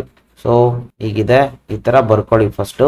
ಅದಾದ್ಮೇಲೆ ಏನ್ ಮಾಡಿ, ಇದಕ್ಕೆ ಇಲ್ಲಿ ಎಷ್ಟು ಅನ್ನೋನ್ ಕರೆಂಟ್ ಇದೆ, 3 ಅನ್ನೋನ್ ಕರೆಂಟ್ ಇದೆ, I1 ಮತ್ತೆ I2 ಮತ್ತೆ ಐ ಜಿ. ಹಾಗಾಗಿ ನಮಗೆ 3 ಈಕ್ವೇಶನ್ಸ್ ಬೇಕು, 3 ಲೂಪ್ ತಗೊಳ್ಬೇಕು. ಇಲ್ಲಿ ಎಷ್ಟು ಕರೆಂಟ್ ಹೋಗ್ತದೆ, let it B I1 plus I2. ನೀವು ಐ ಅಂತ ತಗೊಂಡ್ರೆ ಮತ್ತೆ ಅನ್ನೋನ್ ಹೋಗ್ಬಿಡ್ತದೆ. ಸೊ ಇಲ್ಲಿ I1 ಪ್ಲಸ್ I2 ಇಲ್ಲಿ ಹೋಗುತ್ತೆ, ಮತ್ತೇನಾಗುತ್ತೆ, I1 ಈ ಕಡೆ ಹೋಗುತ್ತೆ, I2 ಈ ಕಡೆ ಹೋಗುತ್ತೆ, ಮತ್ತೆ ಸೇರ್ಕೊಂಡು ಇಲ್ಲಿ ಏನಾಗುತ್ತೆ, I1 ಪ್ಲಸ್ I2 ನೇ ಬರುತ್ತೆ. ಹಾಗಾದ್ರೆ ಈ ವೈರ್ ಅಲ್ಲಿ ಹೋಗುವಂತ current I1 plus I2. Okay, now take the, apply KVL for the loop. ಯಾವ ಲೂಪಿಗೆ ಹಾಕುವ, ಎ ಇಂದ ಹೊರಟು ಬಿ ಹೋಗಿ ಬಿ ಇಂದ ಡಿ ಗೆ ಮತ್ತೆ ವಾಪಸ್ ಎ ಬನ್ನಿ. ಸೊ ಈ ಲೂಪಿಗೆ ಅಪ್ಲೈ ಮಾಡಿ. ಅಲ್ಲಿಗೆ ಏನಾಗುತ್ತೆ, what is the formula, summation of EMF is equal to summation of current into resistance. So ಅಲ್ಲಿಗೆ ಇಲ್ಲಿ EMF ಯಾವುದು ಇಲ್ಲ, so 0 is equal to current into resistance. ನೋಡ್ರಿ, I1 into 1, I1 into 1 plus ಆಗುತ್ತೆ. Next B to D, IG into G, IG plus ಆಗುತ್ತಾ, IG into it is galvanometer resistance there, 5 ohm, yes 5 is there. so IG into 5 ಅಥವಾ 5 into IG. ಆಮೇಲೆ ಇಲ್ಲಿಗೆ ಮತ್ತೆ ವಾಪಸ್ D to A ಹೋಗ್ಬೇಕು, ಅಲ್ಲಿಗೆ current ಉಲ್ಟಾ ಬರ್ತದೆ, I2 into 4. ಇದನ್ನ ಸಾಲ್ವ್ ಮಾಡ್ಕೊಳ್ಳಿ, ಹೀಗೆ ಇದ್ರು ನಡೆಯುತ್ತೆ, ಪ್ರಾಬ್ಲಮ್ ಇಲ್ಲ. ಆಮೇಲೆ apply KVL for the loop. B C D B ಲೂಪಿಗೆ ಹಾಕಿ B to C, then C to D, then ವಾಪಸ್ ಬಿ. ಅಲ್ಲಿ ಏನಾಗುತ್ತೆ, ಇದ್ರಲ್ಲೆಲ್ಲೂ ನಿಮ್ಗೆ EMF ಇಲ್ಲ, 0. ನೆಕ್ಸ್ಟ್ ಇದಕ್ಕೆ ಹಾಕಿ ಏನಾಗುತ್ತೆ, 2 into I1 minus I G ಆಗುತ್ತೆ, ಪಾಸಿಟಿವ್ ಬರುತ್ತೆ. ನೆಕ್ಸ್ಟ್ ಇದು ಉಲ್ಟಾ ಬರ್ತಿದೆ ನೋಡ್ರಿ, ಕರೆಂಟ್ ನಮಗೆ ಉಲ್ಟಾ, ಅಲ್ಲಿ ಏನಾಗುತ್ತೆ, ಮೈನಸ್ ರೆಸಿಸ್ಟೆನ್ಸ್ ಎಷ್ಟಿದೆ ಇಲ್ಲಿ, 3 ohm into I2 plus I G. Next ಹಾಗೆ ನೋಡಿ ಈ ಕಡೆ ಹೋಗಿ, ಇಲ್ಲಿ ಇದೀವಿ, ಡಿ ಟು ಬಿ ವಾಪಸ್ ಹೋದ್ರೆ ಮೈನಸ್ ರೆಸಿಸ್ಟೆನ್ಸ್ ಎಷ್ಟು, 5, ಕರೆಂಟ್ ಎಷ್ಟು, ಐ ಜಿ. ಅಲ್ಲಿ ಇದನ್ನ ಸಾಲ್ವ್ ಮಾಡ್ಕೊಂಡ್ರೆ 2I1 minus 2IG minus 3I2 minus 3IG minus 5IG ಆಯ್ತು. ಅಲ್ಲಿಗೆ 0 is equal to 2I1 minus 3I2 minus ಇದೆಷ್ಟಾಗುತ್ತೆ, 5, 2IG 3IG 5IG, ಅಲ್ಲಿಗೆ ಏನಾಗುತ್ತೆ 10IG ಬರುತ್ತೆ. ಸೊ ಇದೊಂದು ಈಕ್ವೇಶನ್ ಬಂತು ನಮಗೆ. ನೆಕ್ಸ್ಟ್ ಈ ಲೂಪಿಗೆ ಹಾಕಿ, ಎ ಇಂದ ಡಿಗೆ, ಡಿ ಇಂದ ಸಿಗೆ, ಸ್ನೇಹಿತ ವಾಪಸ್ ಇದ್ರ ಮೂಲಕ ಎಗೆ. ಸೊ ಇಲ್ಲಿ ನೋಡ್ರಿ, apply KVL for the loop A to D, then C, then through the cell A ವಾಪಸ್ ಬರ್ಬೇಕು, ಲೈಕ್ ದಿಸ್. ಹೀಗೆ ಹೊರಟು ಬರ್ಬೇಕು. ಇಲ್ಲಿ ನೋಡ್ರಿ, ಸೆಲ್ EMF ಇದೆ, ಎಷ್ಟಿದೆ, 3 volt ಇದೆ. ಹಾಗಾಗಿ 3 volt is the EMF. This is E, left hand side. Right hand side current into resistance. Starts the journey from A to D. ಅಲ್ಲಿ ಏನಾಗುತ್ತೆ, 4I2 ಪಾಸಿಟಿವ್. ನೆಕ್ಸ್ಟ್ ಇಲ್ಲಿ ಪ್ಲಸ್ DC ವೈರಲ್ಲಿ ಏನಾಗುತ್ತೆ, 3 times I2 plus IG ಆಗುತ್ತೆ, and it is positive. Then C ಇಂದ through battery, ಇಲ್ಲಿ ನೋಡ್ರಿ 1 ohm resistance ಇದೆ. ಹಾಗಾದ್ರೆ I1 plus I2 passes through 1 ohm resistance. Again it is positive. 1 into I1 plus I2 ಅಲ್ಲಿಗೆ 3 is equal to 4I2 plus 3I2 plus 3IG plus I1 plus 1 into I1 plus 1 into I2 ಇದನ್ನ solve ಮಾಡ್ಕೊಂಡ್ರೆ 3 is equal to ನಿಮ್ಗೆ 5I1 plus ನೋಡ್ರಿ I1 ಎಷ್ಟಿದೆ 1 ಇಲ್ಲಿ ಇದನ್ನ solve ಮಾಡ್ಕೊಂಡ್ರೆ ಏನ್ ಬರುತ್ತೆ ನಿಮ್ಗೆ 3I1 3 is equal to I1 plus 8I2 plus 3IG ಬರುತ್ತೆ. ಸೊ ಇದು ಒಂದು ಈಕ್ವೇಶನ್ ಬಂತು, 3 ಈಕ್ವೇಶನ್ ಬಂತು. 3 ಈಕ್ವೇಶನ್ಸ್ ನಾವು ಸಾಲ್ವ್ ಮಾಡಿ ಯಾವ ತರ ಬೇಕಾದ್ರೂ ಸಾಲ್ವ್ ಮಾಡೋದು, ಸೈಮಲ್ಟೇನಿಯಸ್ ಈಕ್ವೇಶನ್ ಬೇಕಾದ್ರೂ ಸಾಲ್ವ್ ಮಾಡಿ ಅಥವಾ ಮ್ಯಾಟ್ರಿಕ್ಸ್ ಮೆಥಡ್ ಅಲ್ಲಿ ಸಾಲ್ವ್ ಮಾಡಿ. ಬೆಟರ್ ಮ್ಯಾಟ್ರಿಕ್ಸ್ ಮೆಥಡ್ ಅಲ್ಲಿ ಸಾಲ್ವ್ ಮಾಡುವ, ಯಾಕೆಂದ್ರೆ ಕರೆಕ್ಟ್ ಆನ್ಸರ್ ಪರ್ಫೆಕ್ಟ್ ಆನ್ಸರ್ ಬರುತ್ತೆ. ಸೊ ಈಗ ಏನ್ ಮಾಡಿ ಈ ತರ ಬರ್ಕೊಳ್ಳಿ, I into R must be equal to ಏನು ಹೀಗೆ I ಇಂಟು R ಬರ್ಕೊಳ್ಳಿ, ಕಾಲಮ್ ರೋಸ್ ಕೋಎಫಿಷಿಯಂಟ್ಸ್ ಬರ್ಕೊಂತ ಹೋಗುವ. ಈ ತರ ಬರ್ಕೊಳ್ಳುವ R into I must be equal to EMF ಗೆ coefficients of I into I1 plus I2 I3 is equal to ಏನು EMF ಬರ್ಕೊಳ್ಳೋಣ. ಓಕೆ, ನಾವು tell me I is current, ಅಲ್ಲಿ ಏನಂತ ಬರ್ಕೊಳ್ಳೋಣ I1 I2 I3 ಹಾಗೆ R ಅಂದ್ರೆ ರೆಸಿಸ್ಟೆನ್ಸ್ ಕೋಎಫಿಷಿಯಂಟ್ಸ್. I1 ನ coefficient ಎಷ್ಟು 1, ಆಮೇಲೆ I2 ಇಲ್ಲಿ I2 ಮತ್ತೆ ಇಲ್ಲಿ ಏನ್ ಬರಬೇಕು IG ಬರಬೇಕು, ಸಾರಿ I3 ಅಲ್ಲ, ಶುಡ್ ಬಿ IG. ಆಯ್ತಾನೆ ಮೂರು ಇರೋದು I1 I2 ಅಂತೆ IG. I1 ಎಷ್ಟು 1, I2 ಎಷ್ಟು ಇಲ್ಲಿ -4 ನೋಡ್ರಿ, ಇಲ್ಲಿ I1 ನ ಕೋಎಫಿಷಿಯಂಟ್ 1, I2 ನ ಕೋಎಫಿಷಿಯಂಟ್ -4 ಹಾಗೆ IG ಯ ಕೋಎಫಿಷಿಯಂಟ್ 5. ಈ ತರ ಬರ್ಕೊಳ್ಬೇಕು. ಹಾಗೆ ಇಲ್ಲಿ ನೋಡ್ರಿ I1 ನ ಕೋಎಫಿಷಿಯಂಟ್ 2, ಸೆಕೆಂಡ್ ಕಾಲಮ್ ಅಲ್ಲಿ ಬರ್ಕೊಳ್ಳಿ I2 ನ ಕೋಎಫಿಷಿಯಂಟ್ -3 ಅಂಡ್ IG ಯ ಕೋಎಫಿಷಿಯಂಟ್ -10. ನೆಕ್ಸ್ಟ್ ಇಲ್ಲಿ ಕೋಎಫಿಷಿಯಂಟ್ಸ್ I1 ನ ಕೋಎಫಿಷಿಯಂಟ್ 1, ಆಮೇಲೆ ಇಲ್ಲಿ I2 ನ ಕೋಎಫಿಷಿಯಂಟ್ 8 ಅಂಡ್ IG ಯ coefficient 3, then I1 I2 IG. Next voltages ಎಷ್ಟಿದೆ ಇಲ್ಲಿ, ಫಸ್ಟ್ ಒನ್ 0, ಸೆಕೆಂಡ್ ಒನ್ ಈ ಕಡೆ ಲೆಫ್ಟ್ ಹ್ಯಾಂಡ್ ಸೈಡ್ ಬರೋದು 0, ಇಲ್ಲಿ 3 ಇದೆ. ಇದನ್ನ ಸಾಲ್ವ್ ಮಾಡ್ಕೊಳ್ಳಿ. ಹೇಗೆ ಸಾಲ್ವ್ ಮಾಡೋದು, ಫಸ್ಟ್ ಏನ್ ಮಾಡಿ ಡೆಲ್ಟಾ ಕಂಡುಹಿಡಿರಿ. ಡೆಲ್ಟಾ ಹೇಗೆ ಅಂತಂದ್ರೆ ಇದರ ಮ್ಯಾಗ್ನಿಟ್ಯೂಡ್ ಕಂಡುಹಿಡಿಬೇಕು. ಸೊ ಇದರ ಮ್ಯಾಗ್ನಿಟ್ಯೂಡೇ ಡೆಲ್ಟಾ. ಯಾವ್ದ್ರದ್ದು 1 -4 5, ಆಮೇಲೆ 2 -3 -10 1 8 3. ಇದರ ಮ್ಯಾಗ್ನಿಟ್ಯೂಡ್ ಕಂಡುಹಿಡಿಬೇಕಷ್ಟೇ. ಅಲ್ಲಿ ಏನಾಗುತ್ತೆ 1 ಇಂಟು ಅಲ್ಲಿಗೆ -9 ಮೈನಸ್ ಇಂಟು ಮೈನಸ್ ಪ್ಲಸ್ 80 ಹಾಗೆ ಪ್ಲಸ್ ಕಡೆ ತಗೊಂಡೋಗ್ಬಿಡೋಣ. ಸೊ ಇಷ್ಟೇ ನಮಗೆ ಬೇಕಾದಂಥದ್ದು. ಹೀಗೆ ಇದಾಯ್ತಲ್ಲ. ನೆಕ್ಸ್ಟ್ -4 ಬರ್ಕೊಳ್ಳೋಣ. ಮೈನಸ್ ಇಂಟು ಮೈನಸ್ ಏನಾಗುತ್ತೆ +4 ಆಗುತ್ತೆ. ಅಲ್ಲಿಗೆ 3 2s 6 minus into minus plus 10 1s 10. Next +5 ಬರ್ಕೊಳ್ಬೇಕು, ಹೌದಲ್ಲ. +5 ಇಂಟು ಇದೆಷ್ಟಾಗುತ್ತೆ, ಇದು ರೋ ಕಾಲಮ್ಟ್ರೆ 16, ಇದು minus into minus plus 6. So if you solve this one, delta comes out to be 230 ಬರುತ್ತೆ ನೋಡಿ. ಸೊ ಡೆಲ್ಟಾ ಕಂಡು ಹಿಡ್ಕೊಳ್ಳಿ. ನೆಕ್ಸ್ಟ್ ನಿಮಗೆ ಬೇಕಾರದು ಯಾವುದು ಅದ್ರದ್ದು ಮಾತ್ರ ಕೋಎಫಿಷಿಯಂಟ್ಸ್ ಹಾಕೊಳ್ಳಿ. ಯು ವಾಂಟ್ IG ರೈಟ್, ಅಲ್ಲಿಗೆ I1 I2 I3 ಯಾವ್ದು ಬೇಕಾದ್ರೂ ಕಂಡು ಹಿಡಿಬಹುದು. ಸೊ ನಿಮ್ಗೆ ಯಾವ್ದು ಬೇಕು, IG ಬೇಕು, ಅದನ್ನ ಮಾತ್ರ ಹೇಳ್ಕೊಡ್ತೀನಿ ನೋಡ್ರಿ. IG ಬೇಕಂತಂದ್ರೆ ಏನ್ ಮಾಡಿ, ಇದ್ರಲ್ಲಿರೋ ಈ ಕಾಲಮ್ ನ ರೀಪ್ಲೇಸ್ಡ್ ಬೈ ಲಾಸ್ಟ್ ಕಾಲಮ್ ಇದೆ ತಾನೆ, IG ಲಾಸ್ಟ್ ಅಲ್ಲಿ ಇರೋದು. ಹಾಗಾಗಿ last one is replaced by 003. ಅಲ್ಲಿಗೆ ಉಳಿದಿದೆಲ್ಲ ಹಂಗೆ ಬರ್ಕೊಳ್ಳಿ. 1 2 1 ಹಾಗೆ ಬರ್ಕೊಳ್ಳಿ. -4 -3 8 ಹಾಗೆ ಬರ್ಕೊಳ್ಳಿ. ಈ ಕಾಲಮ್ ಅನ್ನ ಲಾಸ್ಟ್ ಕಾಲಮ್ ಅನ್ನ ರಿಪ್ಲೇಸ್ಡ್ ಬೈ 003. ನಿಮ್ಗೆ ಯಾವ್ದು ಬೇಕೋ ಅದ್ರ ಕಾಲಮ್ ರಿಪ್ಲೇಸ್ ಮಾಡಿ. ಇದರ ಮ್ಯಾಗ್ನಿಟ್ಯೂಡ್ ಕಂಡು ಹಿಡ್ಕೊಳ್ಳಿ. ಮ್ಯಾಗ್ನಿಟ್ಯೂಡ್ ಆಫ್ ದಿಸ್ ಏನಾಗುತ್ತೆ, ಇದನ್ನ ಬೇಕಾದ್ರೆ you can write delta IG ಅಂತ ಬೇಕಾದ್ರೆ ಬರ್ಕೊಳ್ಳಿ. ಅಲ್ಲಿಗೆ ಏನಾಗುತ್ತೆ 1 ಇಂಟು ಅಲ್ಲಿಗೆ -9 -0. ನೆಕ್ಸ್ಟ್ ಮೈನಸ್ ಇಂಟು ಮೈನಸ್ +4, ಅಲ್ಲಿಗೆ ಏನಾಗುತ್ತೆ 3 2s 6 -0. Next last one +0 into 16 +3, ಅದು ಕಂಪ್ಲೀಟ್ 0 ಆಗುತ್ತೆ. ಅಲ್ಲಿಗೆ delta IG is equal to -9. So answer ಎಷ್ಟು ಬರುತ್ತೆ ಅಂತಂದ್ರೆ -9 + 24 which is equal to 15 ampere ಬರುತ್ತೆ. So this is your delta IG. ನಮ್ಗಿನ್ನ IG ಬೇಕಾಗಿರೋದು. ಅಲ್ಲಿಗೆ IG ಹೆಂಗ್ ಕಂಡು ಹಿಡಿಯೋದಂದ್ರೆ delta IG by delta. So 15 divided by 230, so which comes out to be 0.0625 ampere. This is how we can solve using matrix method. ಇನ್ನ copy ಮಾಡ್ಕೊಳ್ಳಿ.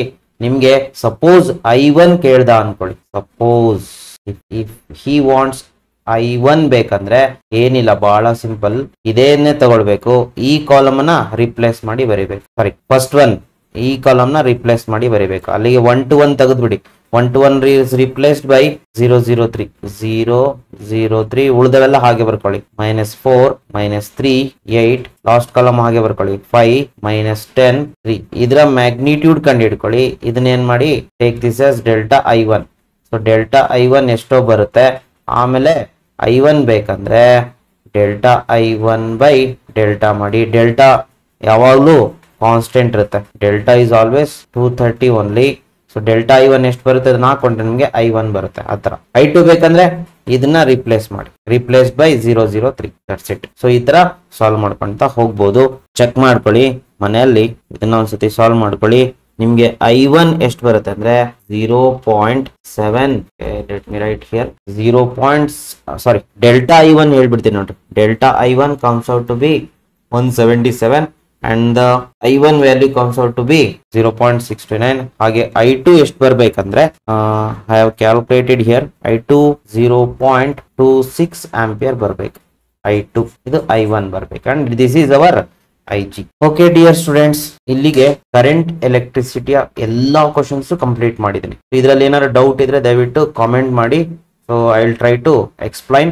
ದಯವಿಟ್ಟು ವಿಡಿಯೋನ ಮ್ಯಾಕ್ಸಿಮಮ್ ಶೇರ್ ಮಾಡಿ, ಸಬ್ಸ್ಕ್ರೈಬ್ ಮಾಡಿ, ನಿಮ್ಮ ಫ್ರೆಂಡ್ಸಿಗೆ ದಯವಿಟ್ಟು ಹೇಳಿ. ಮತ್ತೆ ನೆಕ್ಸ್ಟ್ ವಿಡಿಯೋದಲ್ಲಿ moving charges and magnetism chapter ನ ಕಂಪ್ಲೀಟ್ ಆಗಿ ಡೀಟೇಲ್ ಆಗಿ ಡಿಸ್ಕಸ್ ಮಾಡುವ. Thank you for watching.